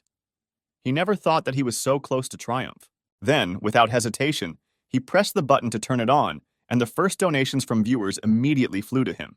But his emotions suddenly intensified, turning into hysterics. He struggled for so long and never received any help, and no one even told him about it. But deciding not to waste too much time, Gu Jiangsu got to his feet and walked to the entrance of the house, opening the door. Standing on the threshold of the room, he carefully examined every corner that could cause danger. When asked by the audience if he was upset, the young man proudly replied that he was not harboring any grudges against anyone, but the commentators did not believe him. But he was not offended, not because they did not tell him about monetization, and this, in principle, was not surprising, because nothing was explained to him from the very beginning. While exploring the house, Gu Jiangsu tried to come up with some other theories where the police chief could be hidden and lead to the path of this case. Suddenly, an angry zombie began to beat on the window, which at the sight of the guy was already preparing to eat him. Here, the level of his provocation increased to the first level when the guy began to scream hysterically from the unexpected fear that greeted him by surprise. The guy was enveloped in uncertainty. He didn't understand where these ugly monsters could be here, but then he remembered the terrible footprints on the street. To such a reaction, commentators began to write to him more, because such emotions scared not only Gu Jiangsu, but also the audience in general. With every moment, with every increase in skills, the zombies increased even more. They surrounded this house where the guy was trapped. But the guy didn't plan to give up, so going out through the doorway, he kicked the first zombie, pushing him several meters away. It was clear from the faces of the monsters that they did not expect such resistance, so they slowed down for a while, opening their mouths. But the young man went at them further, and the next blow fell on the second zombie, who did not even have time to react to such a turn of events. Splashes of blood flew onto the other zombies, causing them to be completely stunned by the enemy's power. The audience also tried to take part in this battle and help, suggesting from which side the mortal danger was approaching. Clutching a hammer in his fist, Gu Jiangsu attacked each zombie with dexterity, without missing a single blow. The hero's eyes glowed with rage. His skill level had risen so much that it moved to a new, more powerful level. Although the zombies surrounded him from all sides, he did not lose his vigilance and fought back with the hammer with all his might. Suddenly, his attention was attracted by something from the side of the road along which he had come here on a scooter. The light reflected his face, and the sound of the engine enveloped the surroundings. Some unknown off-road vehicle burst into the area, knocking down everyone in its path, including himself. But Go Jiangsu immediately knew who he would be dealing with. The idea that this was a crazy cop from Ment's elementary school arose from the very beginning. The car stopped, and the guy stood in front of the hood, taking on the entire high beam of the headlights, provoking the man to come out and show himself. But the dark silhouette visible from the windshield did not react to provocations and sat motionless behind the wheel. The inspector was furious.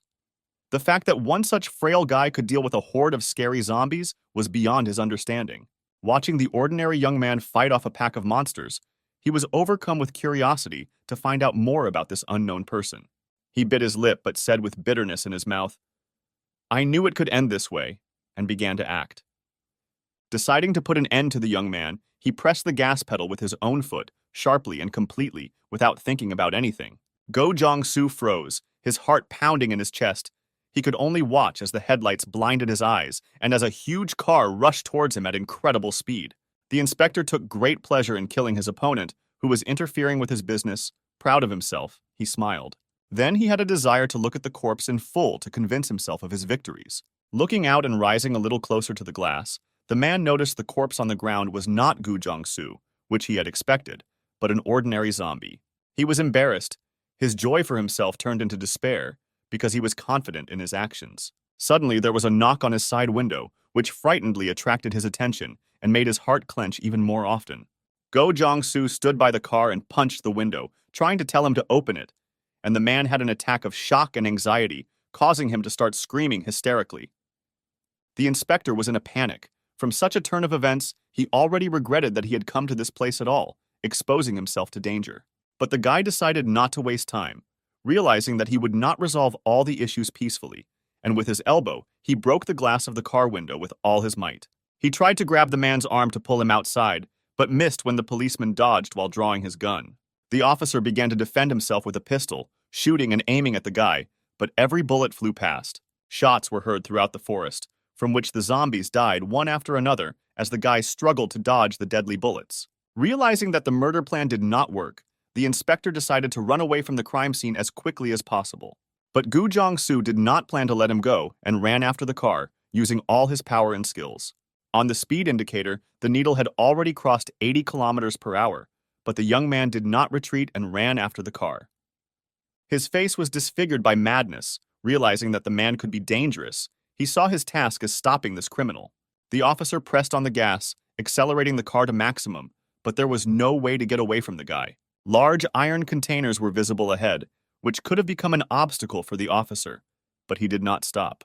With a deft drift, the man walked around large containers, trying to hide from view and confuse the guy. Gu Jong-soo had almost lost all his strength and stopped to catch his breath when he saw the car start to slow down. But the man had a second plan. His hand reached out to the glove compartment in the car, where there was a large remote control with a big red button. Sarcastically saying goodbye to the guy, he pressed the button, already in anticipation of future events. Crowds of hungry and angry zombies began to emerge from the same containers and rushed at the young man. Their ugly faces and pale eyes were ready to grab any victim and tear them to pieces, not giving a chance for mercy. Their legs did not move very slenderly, but nevertheless, they endangered the life of one guy among hundreds of monsters. He was surrounded on all sides. He planned how he would deal with each of them, but the commentators advised him to run faster. The inspector looked at the situation with inner pleasure, adding sarcastically, "Even if you regret, it's too late." Seeing no point in staying where he was, the man turned towards the exit from the forest and headed back to his work. At this time, Gu Jong-soo understood the seriousness of the whole situation, did not lose his vigilance. The level of his physical abilities increased even more, so defeating the monsters would be easy for him. Swinging at the first zombie, the hammer hit him in the mouth, breaking his jaw and turning it into a bloody soup. Pulling the hammer out of the monster's jaws, he inertly flew away to the side, losing consciousness and merging in his blood. Such a positive start for the guy motivated him to fight further, when with one blow he could quickly deal with the dead. The next blow flew at the nearest zombie. The strength of the young man was amazing, giving him confidence in his actions.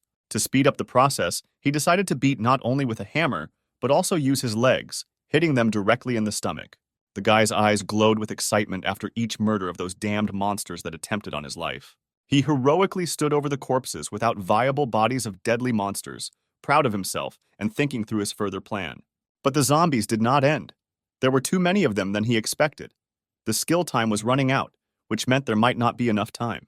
Looking around the outskirts, he tried to find something that would help him in this war, but suddenly he noticed something interesting. The inspector's car was parked far away near the trees. It turned out that he had not completely escaped from the forest, but simply hid behind the trees. He got an idea. Pushing aside the crowd of zombies, the guy rushed to the SUV, having a new protocol in his head for his actions. He ran to the car, using all his speed to quickly deal with the culprit of the attack. He was getting closer and closer to his goal, cutting through the air and preparing for battle, but not with a dead man, but with a living person. Seeing how the guy deftly ran up to him, he took the walkie-talkie and told his colleagues, "We urgently need to bring the chief of police from Ment's elementary school." But he did not have time to finish when Gu Jong-soo grabbed him by the clothes. With wild eyes, he ordered to repeat what he had just said, namely the information about the head of the police. The inspector's hand reached into his pocket for the pistol, but did not have time to take it. Reacting deftly, the guy grabbed his hand, not allowing him to resist and forcing him to answer his questions. But the inspector did not give up, so he reached for another weapon with his left hand, which the guy was immediately warned about in the comments. Therefore, Gu Jong-soo managed to grab his other hand, protecting himself from the enemy's weapons. Filled with fear, the inspector began to shout, "Bastard! What are you?" He could not understand where he got such power from, to which he honestly answered that he is a streamer, and his fans love him very much and help him. Pushing him into the passenger seat, the guy climbed behind the wheel to drive the car along his route. The man was literally the source of all the difficulties that could have been avoided, but the game turned out to be not so easy. The officer, who had just fought back as best he could, sat unconscious from hitting his head on the glass, and his arm was twisted. Suddenly, handcuffs were visible from the glove compartment, which Gu Jong-soo, immediately noticing, took for his own use.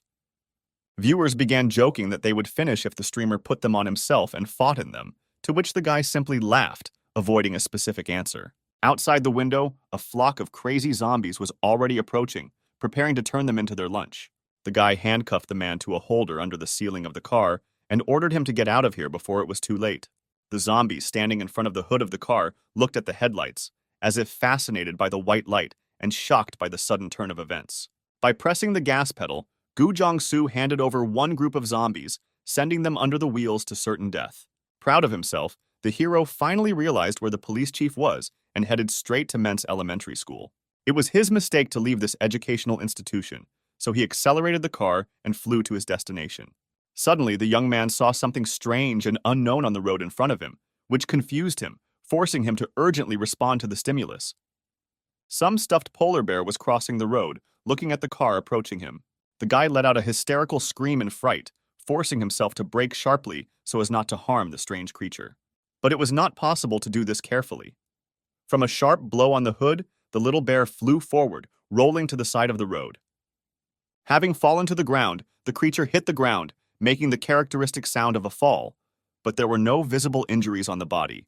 The stunned guy sat behind the wheel, trying to comprehend the situation and watching the toy that he had just hit. But the creature did not lose control of itself, and with an evil look rose to its feet again, maintaining its balance, like a real person.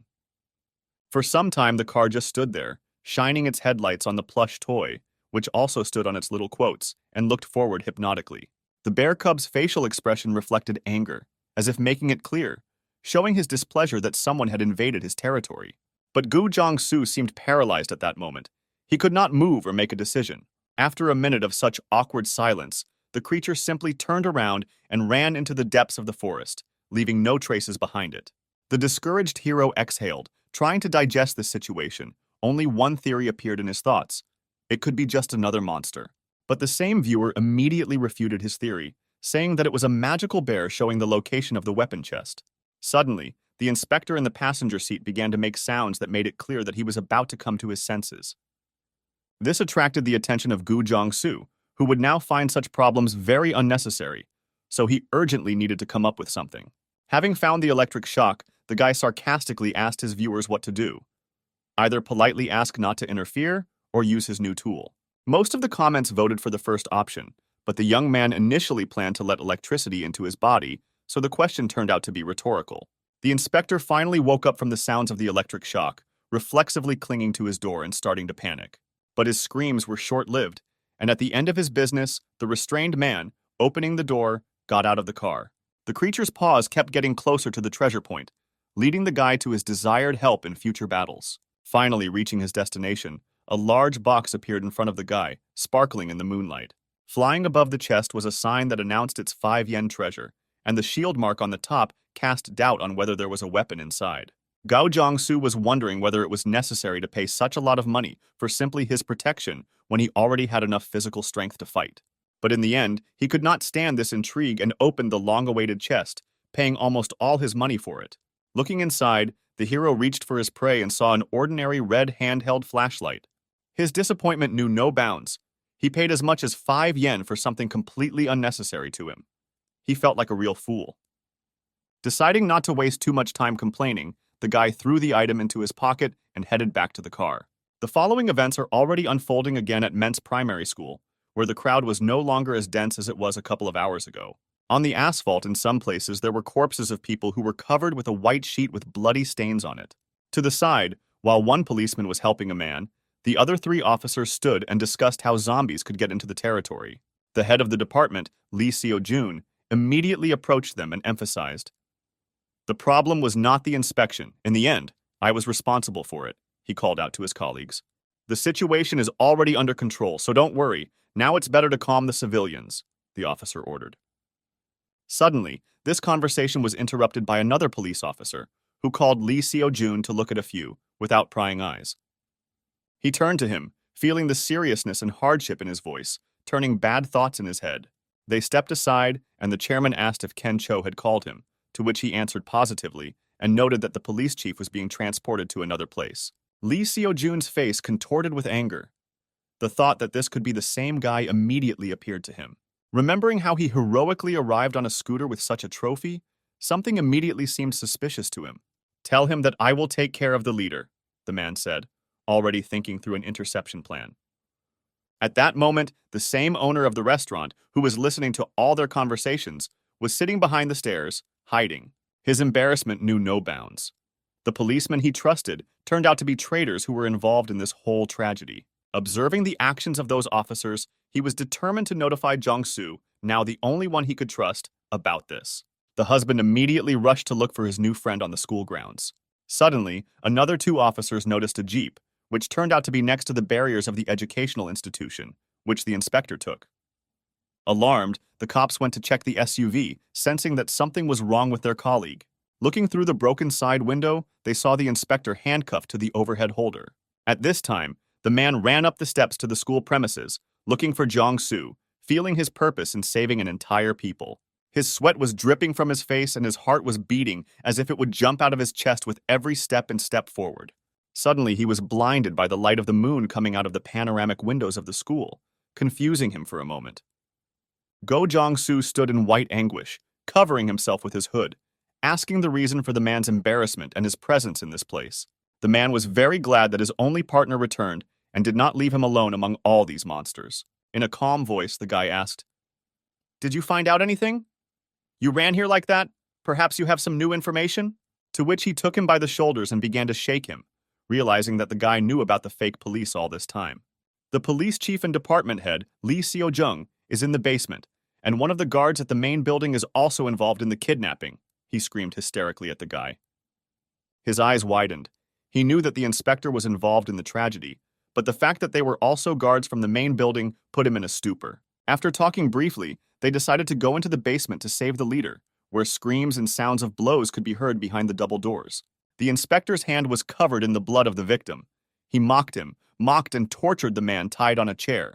He took out his taser and began to threaten them, waving the weapon in front of his bloody face. Gu Jong-soo approached the entrance very slowly and quietly, trying to make not a single sound or creak in order to attack by surprise. Looking through the gap between the door, a spark of light flashed in his pupil, anticipating a ruthless battle. Suddenly, he burst into the room, pushing open the metal door and jumping over the threshold. The alarmed inspector turned sharply towards the exit, forcing himself not to let his guard down. A guy who flew into the room in a horizontal position knocked down a man with his legs, causing his shoulder part to turn around his body. But he did not calculate that from such a technique he would fall himself, hitting the floor with his ribs. But the man was also not in good condition. He was sitting on the concrete floor, trying to gather his strength. His hand reached for the gun that was near his pants pocket, preparing to shoot the guy. But Gu Jong-soo sharply grabbed his hand, not allowing him to point the deadly muzzle at himself. The inspector only managed to exclaim a pitiful, "What?" The hero looked at him gloatingly and sarcastically asked him to repeat what he said, already feeling his dominance over the man. "I am the humanity that you have lost." Saying this, the young man with all his rage hits his chin with his knee, splashing blood. He flies away, he chokes on his own blood and starts coughing. The guy grabbed his hand, trying to take the gun for himself and disarm the enemy and get another trophy. The inspector pulled the trigger, but nothing happened. The cartridges ran out in the most inconvenient city. Tears streamed down his face, mixing with sweat as he realized what kind of torture awaited him now. Gu Jong-soo swung his fist and cut his jaw to begin his monologue. "This is for Jung Min-kyu," he said, simultaneously delivering a powerful blow to his face with his fist. "This is in front of the police chief." He struck a second blow, pronouncing all his sins for which he must answer. "And this is because I was hunched over until I sweated." The fatal blow landed on the chin, throwing his head back. Looking back, he saw an almost non-viable sedentary body of a leader who did not even have the strength to ask for help. He returned to the offender again and ordered him to give him the keys to the handcuffs in order to free the main victim.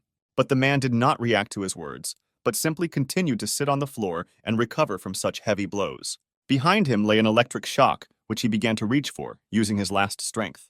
But seeing this, Gu Jong-soo got his and shocked him directly in the stomach, sending death rays through important organs.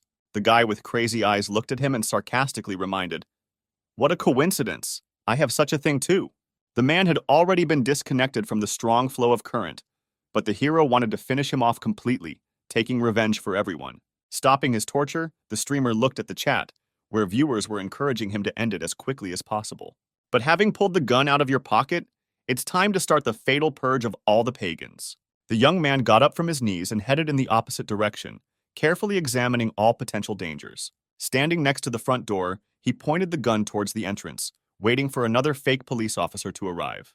The guard of the main building ran into the room, who anxiously wanted to help. But before he could take another step forward, his head was lowered by a metal ball. Smoke was coming out of the barrel of the gun. The guy stood over his new corpse and heroically looked at his lifeless body. He was disgusted to realize that just a couple of hours ago he wanted to cooperate with them, with these complete traitors. The man lay in a pool of his blood as the comments began to explode with the emotions of viewers who admired his actions. Go Jong-soo stood with his arms out to his sides and his chest stretched out proudly as a bunch of spectators started sending him donations. But at the same time, the barely alive inspector expressed his dissatisfaction with this situation, which made his pride a little insecure. At this, the hero, feeling an incomprehensible impulse, turned to him with sudden speed. His face, usually calm and reasonable, was distorted with a furious expression. His eyes, once full of kindness and compassion, now glowed with rage and hatred. "Well, you have no objections to being shot," the guy asked sarcastically, rhetorically, mocking the man who already had one foot in the coffin, leaving him no chance of survival or pardon. The inspector, a little embarrassed by the sudden activity of the young man, begged him to wait. He wanted to clarify some important details before moving on, because he understood that haste could lead to fatal mistakes. But the young man, overcome with excitement, was not going to listen to him. With a devilish smile on his face, he proposed to make a selective roulette. The rules were cruel. He had to choose a part of the body to be shot at. The first lucky one was the leg. He knelt down on one knee, roughly pushing the pebbles that crumbled under his weight with his knee. His hands, clenched into fists, trembled with tension.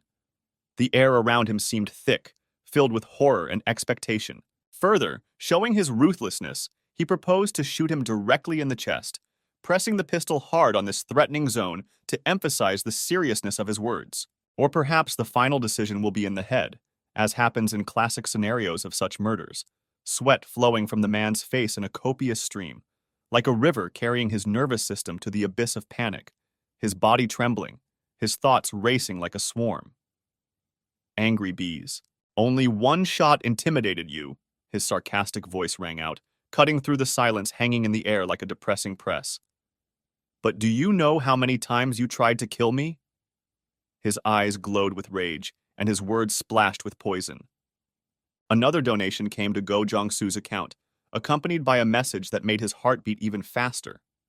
Fans supported him.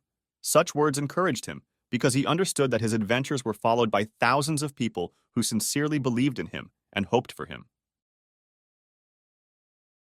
Success. The inspector's hysterical screams spread throughout the room, reverberating against the walls like a pleading moan. His voice, once clear and confident, now trembled with horror, tearing the silence of the room to shreds. Every word was laced with unspeakable pain and despair, revealing the depths of his despair. But he was silenced by a sharp shot in the forehead, killing the officer. This shot rang out like thunder, breaking the silence and forever ending the life of a courageous man. Just a moment ago, his body was filled with tension, and his muscles were clenched into a fist, but the shot made them relax. And the officer's body went limp, releasing excess water from the body. Returning the gun back to his pocket, Gu Jong-soo looked at him with barely noticeable irony in his eyes. His lips stretched into a sly pseudo-smile, more like a grimace. "God, did you have to wet yourself?" Sarcasm. On the street, heated with emotions, the man from the restaurant vividly described the events that had just happened. His voice rang, cutting through the silence of the May evening, attracting the attention of everyone who was nearby. He gesticulated with his hands, emphasizing his words, and his face was flushed with anger. A moment later, their attention was attracted by the following event. Everyone, as if on command, turned to the front door of the school. Their faces, on which only recently they had flared up with horror, froze in masks of surprise and expectation. Their mouths opened in silent amazement. Their eyes greedily caught everyone. Movement. Gu Jong-soo, grabbing the police chief's left hand, holding it firmly on his shoulder, forcefully pushed him forward. Their bodies, compressed into a single ball, made their way through the dense crowd gathered at the main door of the educational institution. The roar of voices, screams, and chaos surrounded them. Approaching barely able to stand, drenched in sweat and with horror in his eyes, the guy barely said that the officers needed to immediately go down to the basement, his voice trembling, and his body was seized with uncontrollable trembling. He said that it was there that the kidnappers kept this victim. Having given the almost living body to two people who looked at his wounds with horror and disgust, the remaining two policemen, without wasting a second, rushed into the dark pit of the basement, their hearts beating madly in their chests and fear squeezing their throats. They were clearly aware that they must find the culprits as soon as possible. And Go Jong-soo exhaled with relief, feeling the tension squeezing his chest gradually recede. Looking up, he met the endless night sky spread out above him, like a majestic carpet woven from cosmic clouds and shining stars. Almost hypnotized by the endless expanse of the sky, he still looked up from its enchanting beauty, as if excited from a dream. Some with a slight trepidation in their souls, decided to call up the translucent interface with information that would tell him about the results of the task. A large blue sign appeared in the background of the property, displaying important warnings about the potential danger that can await those who stay in the same place for a long time. After a grueling and emotionally draining event, the guy, exhausted and filled with a mixture of emotions, headed to the restroom, his steps heavy and his head bowed as if under the weight of unspeakable thoughts. He lay on a mattress, softly springing under his weight, located in the middle of the room. It seemed to serve as an island of calm among the chaos raging in his husband's thoughts. Just yesterday, his life was full of anxiety and uncertainty. And now, by a happy coincidence, he found himself here. Moments appeared in my head how, after a hard, exhausting night, in the morning, he helped the officers feed people, those who believed in him, who walked side by side to the end, exhausted but not broken, were waiting for food. Their faces, tired, but filled with faith and gratitude, sank deeply into his memory. And suddenly a wave of doubt came over him. He remembered the warnings that were voiced to him before the start of the mission, and a feeling of anxiety squeezed his heart, as if in a dream. He reached out and pressed the touchpad to bring up the information window. Peering into each letter, he tried to unravel the mystery encrypted in this text. His eyes slid along the lines, absorbing every word, every symbol, looking for the key to understanding. He felt that an important answer was hidden in this information, but the meaning eluded him. He began to wonder what could happen if he nevertheless tested his fate for strength and endurance. Curiosity gnawed at him from the inside, like a predatory beast that did not allow him to calm down for a moment. He imagined the dangers that could await him on this ways. At the same time, when the audience tried to convey some useful advice and tips, the guy felt sincere gratitude towards them, remaining grateful for their help. But at the same time, he realized that he could not completely rely on them, and that ultimately the decision lay with him own shoulders. Then, with a deep sigh, the young man got out of bed. His body ached with fatigue, and his head was spinning from lack of sleep.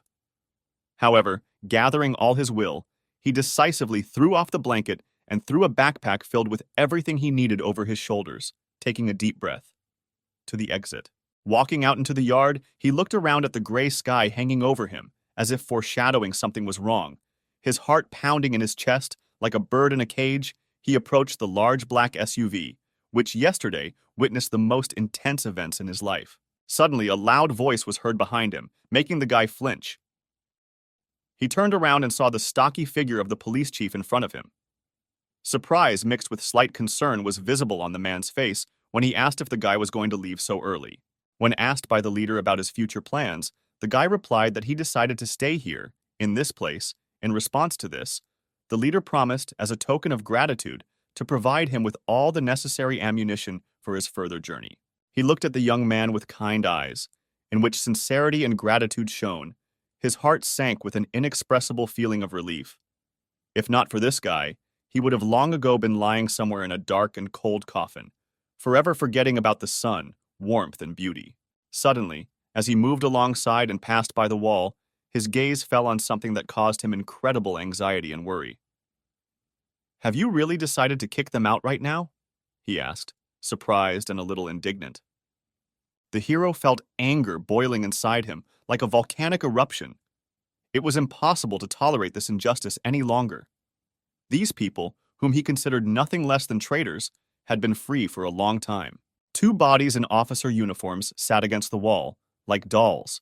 Their once proud figures were now pitiful, exhausted, devoid of life. Their eyes, full of cruelty and contempt, were now empty, like windows to nowhere. According to the leader, carrying out a public execution of people who were once considered allies carried significant risks and difficulties because, firstly, it could lead to unpredictable reactions from other members of the group who might consider the execution unjust or cruel. Then Gu Jiangsu had a brilliant but terrible idea of how to punish these thieves so that they would remember this for the rest of their lives. His eyes, usually calm and reasonable, suddenly lit up with ecstatic brilliance. He clenched his fists, and his face was distorted by a grimace of cruel determination. The man could not contain the excitement that gripped him. His heart was pounding in anticipation, and ants were running all over his body. The idea that his friend had just expressed seemed to him not only interesting, but also incredibly bold. They raced in an SUV, cutting through the empty night like an angry blade. Gu Jong-soo clutching the steering wheel, his fingers white with tension, and his eyes shining with frantic excitement. The speed increased with every kilometer. The engine roared like a predatory beast. Two traitors, tied to the trunk with a rope, were dragged behind the car along the rough asphalt. Their bodies, deprived of freedom, hit sharp stones and cracks, leaving burning abrasions on their skin. Each step was given to them with inhuman effort. The speed indicator was gaining momentum, and the red arrow, like a predatory predator, greedily swallowing kilometers, had already passed the 20 kilometers per hour mark. The car, like an angry horse, rushed forward, leaving behind a strip of dust and exhaust fumes. Sounds of help echoed throughout the outskirts, breaking the silence and frightening civilians. The thieves chained to the car could not escape from the terrible sight unfolding in front of them. A pack of zombies, hearing the screams, shouted out from the darkness, their rotten eyes blazing with hunger. And the bodies greedily reached out to the victims. They rushed at their victims with furious fury, like wild animals that smelled fresh blood. The unfortunate people had no chance. Their bodies were torn to pieces, and the terrible creatures took pleasure in biting through living flesh. Seeing this situation, Gu Jong-soo pressed the gas with even greater force, accelerating the car to 80 kilometers per hour. Adrenaline was pumping into his head, and his hands were squeezing the steering wheel with incredible strength. His heart was pounding in his chest like crazy, reflecting the rhythm of the drums that were heard on the radio. But immediately after accelerating, the driver sharply pressed the brakes. The car, not expecting such a sharp maneuver, sharply slowed down, emitting a piercing squeal of tires. The tires, unable to withstand the load, wore out, leaving black stripes on the asphalt. Looking out the window, he was immediately struck by the two ends of bloody ropes lying on the dirty asphalt, like symbols of cruelty and violence that permeated this moment and made him think about its meaning. In my opinion, their path to exile has become a real battlefield for failure, the guy noted with a slight mocking tone, highlighting their unfortunate situation with an attempt to express gloating.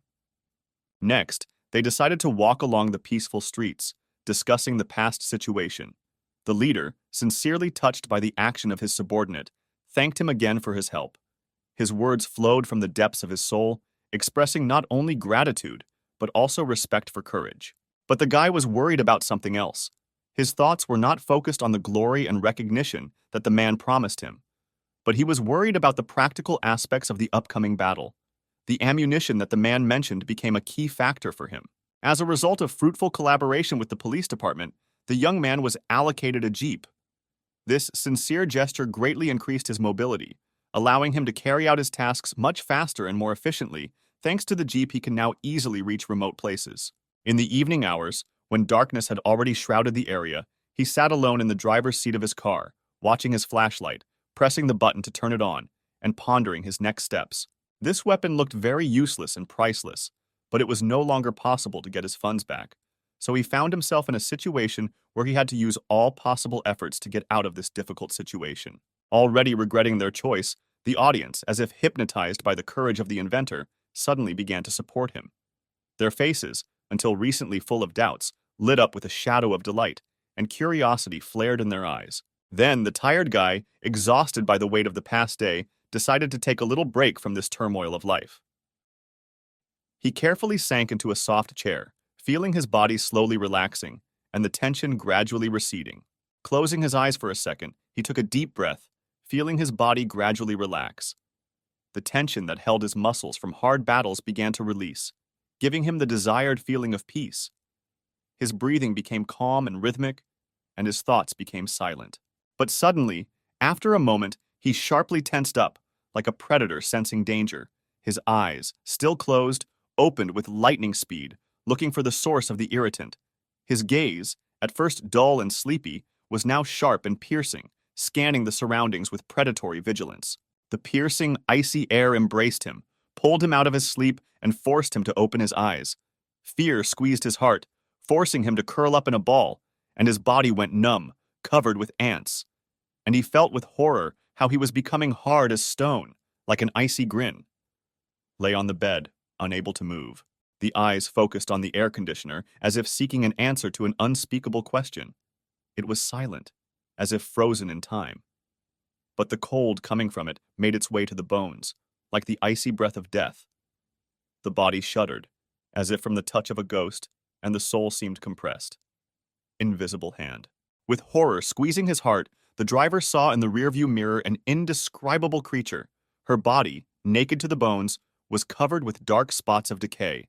As if she had long stepped on the other side, her eyes, sunk deep into the cranial pits, glowed unearthly. Fire, and a terrible wheeze escaped from her mouth. He was completely shrouded in a black robe, from which rags hung, as if burned at the stake. From under the hood, only an ugly face was visible, where there was no skin, but only a bare bone skull, reminiscent of the faded skull of some unknown animal. He did not stand on the ground, but levitated above it, barely touching the cold asphalt with his feet with sharp claws. His body, naked and dead, shone with an unearthly light, as if emitting some strange energy from within. Immediately, as panic took over Gu Jiangsu, he felt that he had rested in place for too long without moving, which opened him up to the monsters approaching ever closer to him. Sharply changing gear, he activated the car in order to quickly escape from the scene of the threat. The engine roared, the tires screeched on the asphalt. When he impulsively drove onto the road, his heart was beating in his chest like crazy. Adrenaline was coursing through his veins. He did not look back, did not think about nothing but to run away. The car, breaking the silence with a jerk, rushed out of the place, leaving behind dark stripes of burning rubber. The screeching of tires, similar to a cry of disappointment, echoed throughout the surrounding area, scaring the birds and forcing the dogs to hide in their kennels. The air was filled with the smell of gasoline and burnt rubber. With pleas for mercy on trembling lips, the young man rushed forward. His wheels rushed along the ground like the pistons of a mad mechanism. The audience, holding their breath, watched this dramatic scene, not believing their eyes. The police officers standing at the gate scattered in different directions, fleeing from a black civilian SUV rushing towards them at high speed. Desperate movements and frightened exclamations filled the air. Chaos and pandemic fear gripped those around them. The hero clenched his teeth, feeling a burning wave of bitterness rising in his throat. The realization that he did not even say goodbye to the people who had become almost family to him was tearing his soul to pieces. Their faces, their smiles, their warm hugs, all of this flashed before his eyes. The guy's cry was tense and angry as he turned to the audience with a request to warn him of danger. His eyes glowed with rage, and his voice trembled with emotion and adrenaline, which increased in his blood more and more every second. Glancing into the rearview mirror, he took a quick glance at the road behind him, his heart pounding in his chest, because he knew that he was being chased. He could not see who exactly was chasing him, but he felt that they were not going to give up. Before his eyes stretched only an endless empty road, disappearing into the distance, shrouded in thick fog. There was nothing but gray pebbles and leaning trees that, like ghosts, stood out against the cloudy sky. But it was not to be. Just when he was about to relax and enjoy the tranquility, the same reason that had been following him all the way suddenly knocked on the side window. The knock was sharp, deliberate, as if a warning that the danger had not passed. Gu Jiangsu, feeling a chill of fear running down his back, suddenly turned around. His gaze fell on a dark figure emerging from nothing.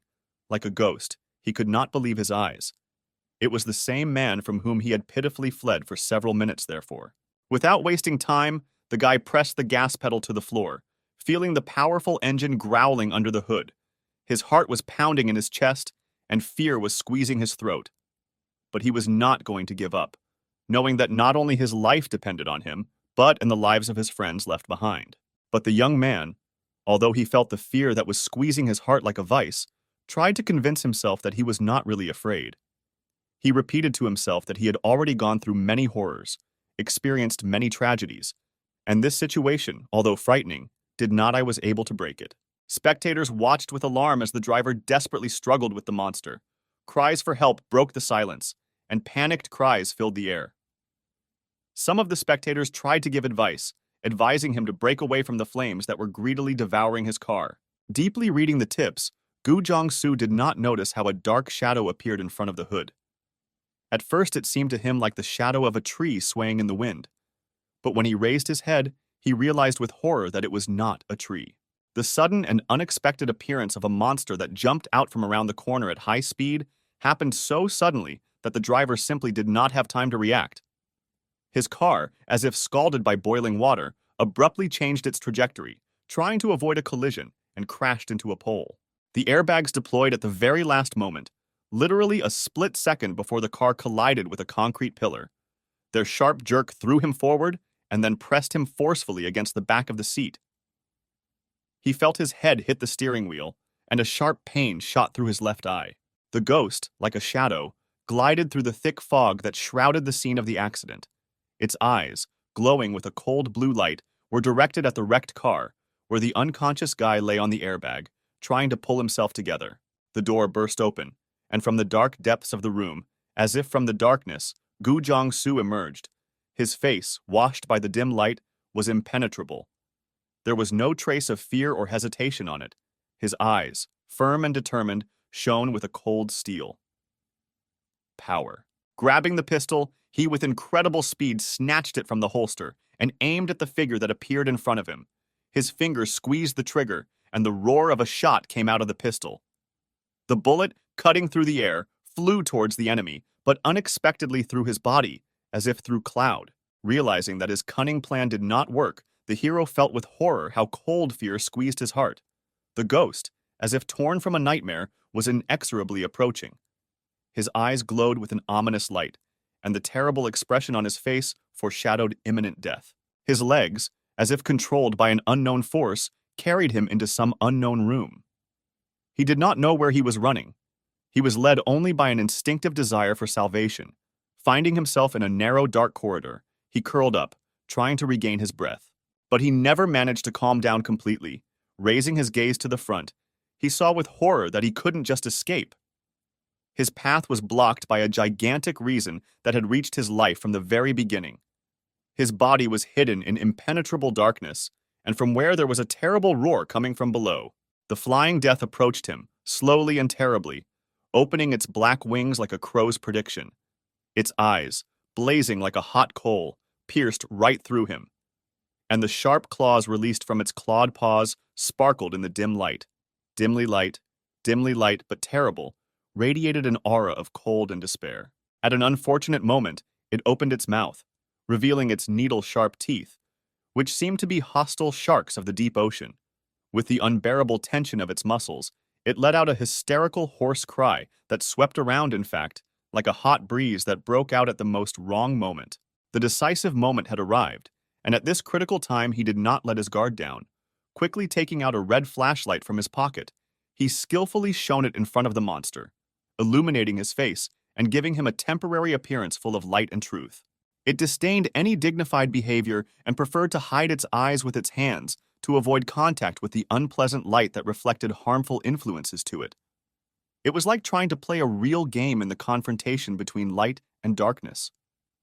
With a full sense of pride from his action, the guy decided not to stop and pulled out a pistol from his pocket, realizing that it was this that really saved him in this difficult situation, showing that his 5 yen spent had an incredible result. This time, the bullet hit the ghost directly in the stomach, which turned out to have the properties of a physiological organism capable of damage. This unexpected property revealed a new aspect of the ghosts, changing the perspective of events and increasing the tension in the fight. Using valuable time, Gu Jong-soo decided to act decisively, and jumping through the nearest window, found himself on the street again. The transition from a musty room to fresh air gave him a feeling of sharp contrast, which gave him new inspiration and energy for further action. During the incident, one of the spectators decided to express his condolences by sending a donation of 1 yen. But this gesture caused a very negative reaction from the guy, enraging him as he felt that his physical abilities and achievements were thereby humiliated. Finding the bike, he hurriedly jumped on it and set off, but did not take into account the fact that the rear wheel was broken. This incongruity caused him to lose control and go off the road, falling onto the asphalt with a loud crash. Lying on the asphalt and holding his injured knee, the guy felt pain piercing his body, and at the same time he struggled with his feelings of disappointment and powerlessness. Contemplating the sky, he quarreled with himself and felt an immortal groan from pain and failure. Raising his head, Gu Jong-soo felt a cloud of danger hanging over him, like an invisible threat that did not retreat, wanting his flesh. This moment became for him a symbolic embodiment of an insurmountable struggle with his own fears and the challenges of fate. Quickly pulling out a flashlight, he used a new technique he had already taught himself, which again surprised and amazed the beast, ruining its plans and forcing it to retreat and confuse it, blinding its eyes with a painful light, as if killing a vampire. Having risen to his feet, he moved forward again with mutilated legs, pain squeezing his joints. But he found the strength in himself to continue, since stopping meant dying, that is. The end of the game would come, which did not make the guy happy at all. His agility skills never left him, and even while fleeing, he was able to turn around and shoot, killing the ghost that was pursuing him.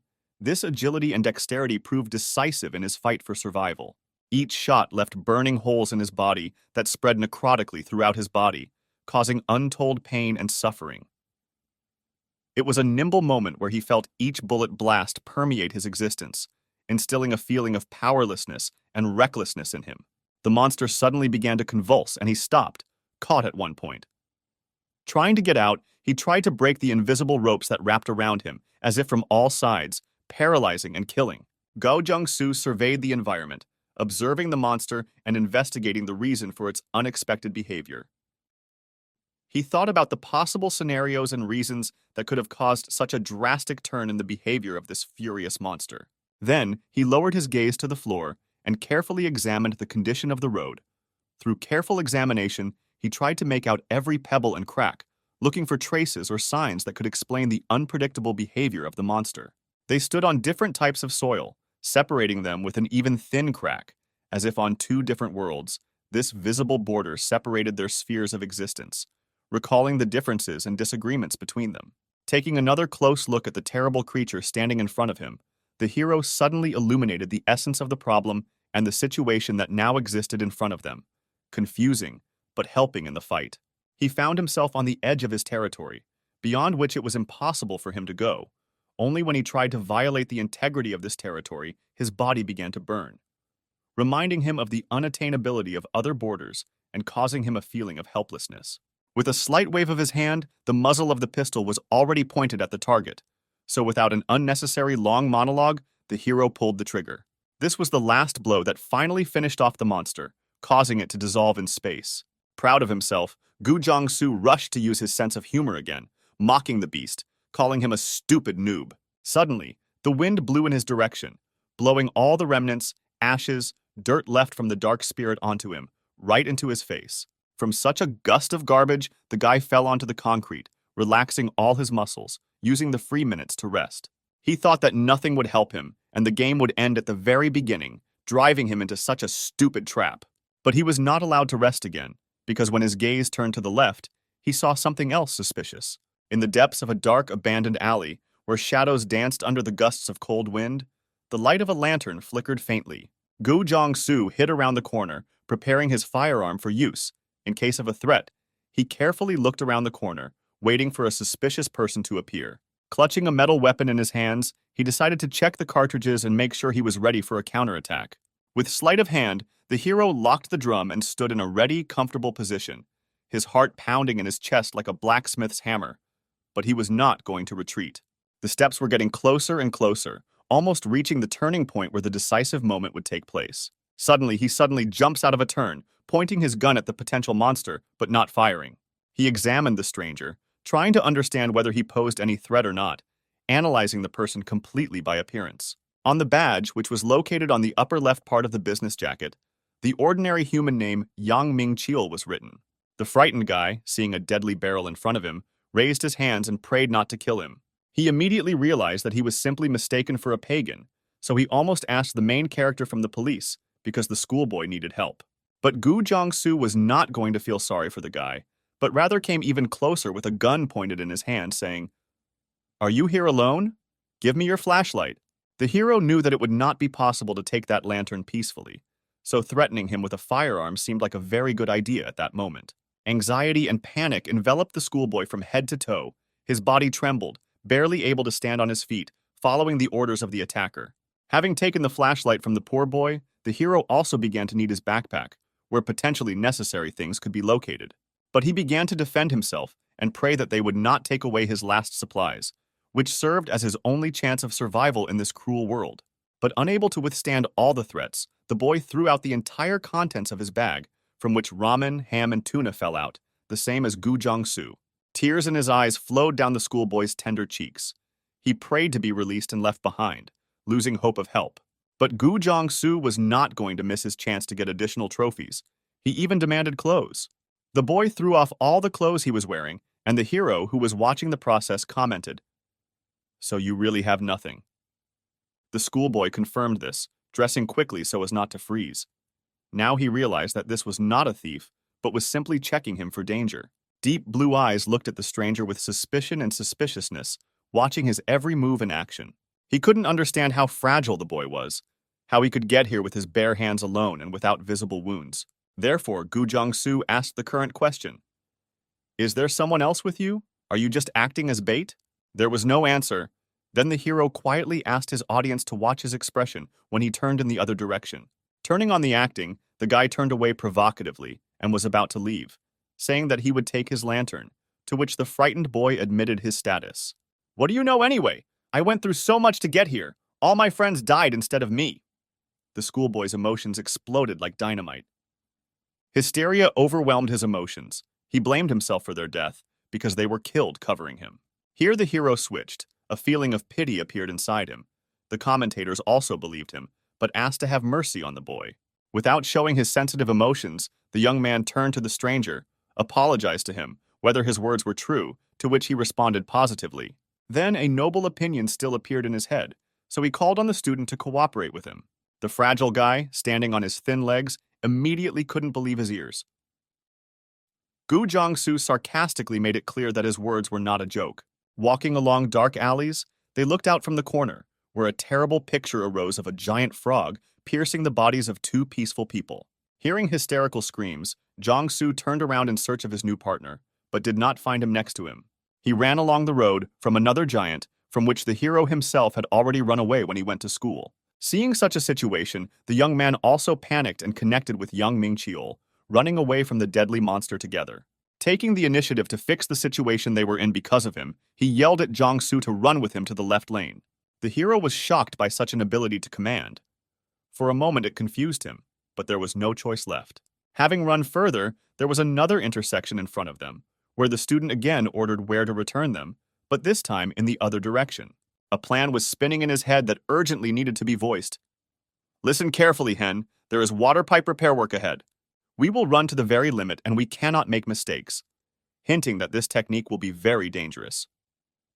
But Jong-soo simply laughed at the fact that some weakling could warn him of danger when his physical strength and agility clearly prevailed. Finally, the main moment came when it was necessary to be as careful as possible so as not to fall into a large dug hole in the middle of the road. The huge, terrible jaw was getting closer and breathing down the back, wanting to dine on the young guys. But suddenly his animal paw stumbled, breaking a bone in his foot, falling into the very depths of the gap. Returning from the swing of the monster, which was still trying to maintain its balance, the hero himself almost fell along with the giant. Enraged by his failure, the monster screamed horribly, tearing out all the negative and brutal emotions from himself. In a huge pit lay a huge monster with broken limbs, unable to get back on its feet. Looking ahead, Jong-soo noticed another problem that was waiting for them a few meters ahead, frightening them more and more. From one alley peeked out the long and sharp frog tongue of that same infernal great monster already familiar to him. And again, young Ming-cheol began to give orders on how and when they would need to worship. How to do it should only be on his signal. The ugly paw was already visible from the gap between the houses, threateningly taking step after step, instilling a hostile atmosphere. Anger gripped the young man as he watched the solemn exit of the last thief, who needed to be urgently dealt with, and most importantly, not to make a single mistake. Immediately after the schoolboy shouted to duck, they squatted together, turning away from the deadly tongue.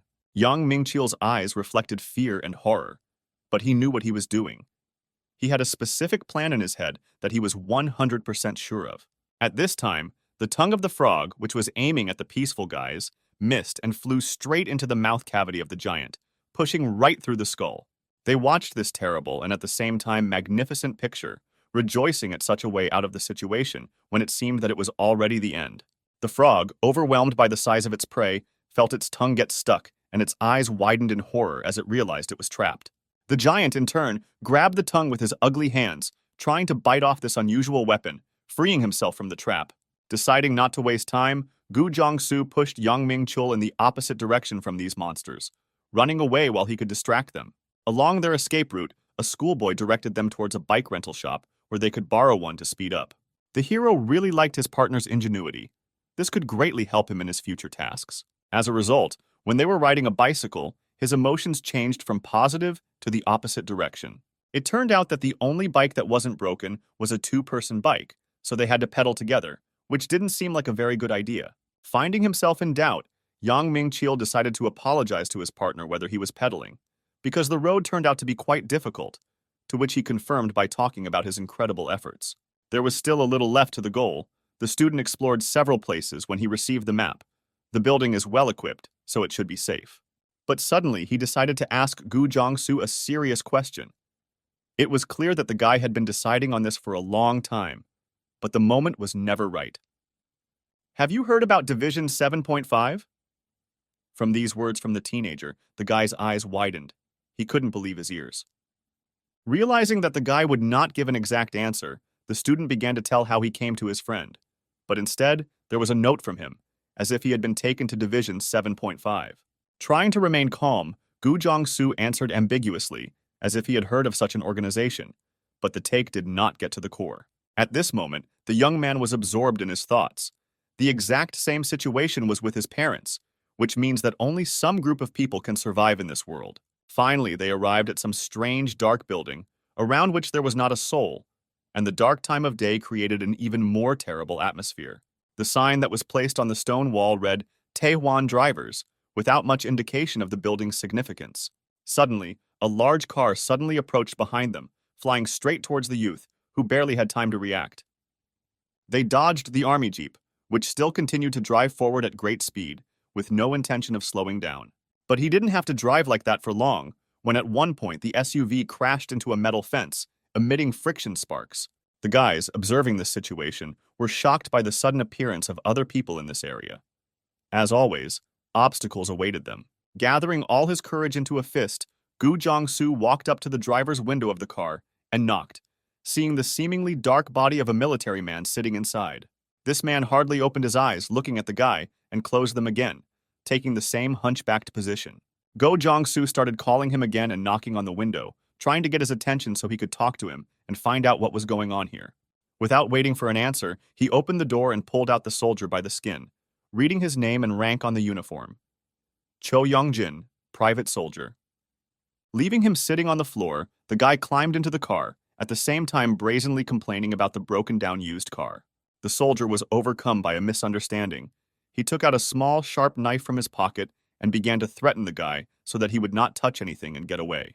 But Gu Jiangsu was not going to retreat, so with one deft kick, he knocked the bladed weapon out of his hands.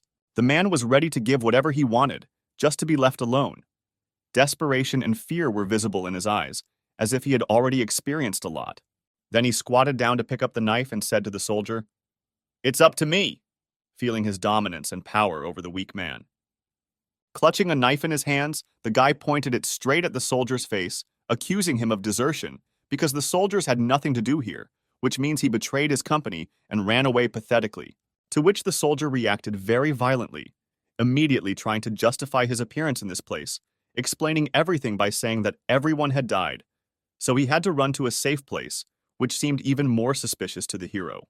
Yang Ming-cheol, a young man with a trembling heart and inexpressible excitement in his eyes, timidly approached the young man, bashfully asking if the man was a military man.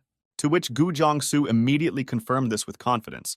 His decisive tone left no doubt, and the stern expression on his face and piercing gaze emphasized his unshakable confidence that the man was a soldier. The hero looked at him again, throwing an evil look that foreshadowed something bad. His eyes glowed with rage, and his jaw clenched so that he could bite through a person, especially traitors. Grasping his pixelated robe with his hand, he clenched it in his fist, keeping his entire body under control, a fierce glint flashing in his eyes as he felt his opponent's flesh clench under his touch. There was a medallion hanging around his neck, which did not immediately catch his eye. It was hidden under his shirt, but the shine of the metal in the sunlight caught his attention. The medallion was small, round, with a fancy engraving depicting some symbols. Pulling strongly with his hand and taking a quick glance at the medallion, he noticed an inscription on it that was very interesting to him, engraved in an elegant font, and it hung on a ball chain. The guy, unconscious of anger, made a feverish request to tell him his personal number, and the frightened soldier, expecting the situation to worsen, asked with uncertainty what exactly he meant. The boy's voice increased in tone. He sounded insistent and intimidating, trying to non-verbally threaten the man, asking for his personal number, which he should have already learned by heart. Sweat dripped from the soldier's face, leaving wet streaks on his tanned forehead. His heart was pounding in his chest like a mad bird, and his breathing became ragged and heavy. Finally, after several long, exhausting seconds, a hard voice rang out. "Number 2!" Looking at the number medallion and the soldier, the guy was convinced that the soldier was real, and his confidence in him increased a little, because the number he named sang with the number on the medallion. Then, when he asked himself this question, the next one immediately arose in his mind, intertwined with a reason for public fear, concerning the mysterious 7.5 division, in which a lot of people were missing, and this caused him even more questions and anxiety. The soldier, lying half-crouched, leaned away from the guy, feeling nervous as he replied that he had no idea about this mysterious division, and this was the first time he had heard about it. Suddenly, Yang Mingqiu called out to him, whose loud call broke the silence, with a face on which fear clearly appeared, noting that staying on the outside for too long was quite dangerous. Then Gu Jiangsu had an idea that seemed quite simple to him, but at the same time dangerous. He suggested carefully climbing over the fence to get into the territory. Of course, this plan was not without risks. The fence seemed quite high, and its barbed wire posed a serious threat. They looked carefully at the soldier sitting on the cold concrete, his eyes expressing fear. Meanwhile, they tried to weigh all the arguments for and against, wondering whether to take him with them. Yang Mingqiu insisted on his partner, convincing him that it was worth taking the soldier with him, because they were all victims of this difficult situation together. And together, they had a chance to get out of it. His voice sounded with despair, because Yang could not come to terms with the opinion that someone will die due to their carelessness. The soldier, gripped by horror and pain, began to scream that he had a crack in his leg. His voice, full of despair and agony, rang through the forest, breaking the silence. He begged his comrades not to leave him to the mercy of fate, because in such a state, he won't be able to survive.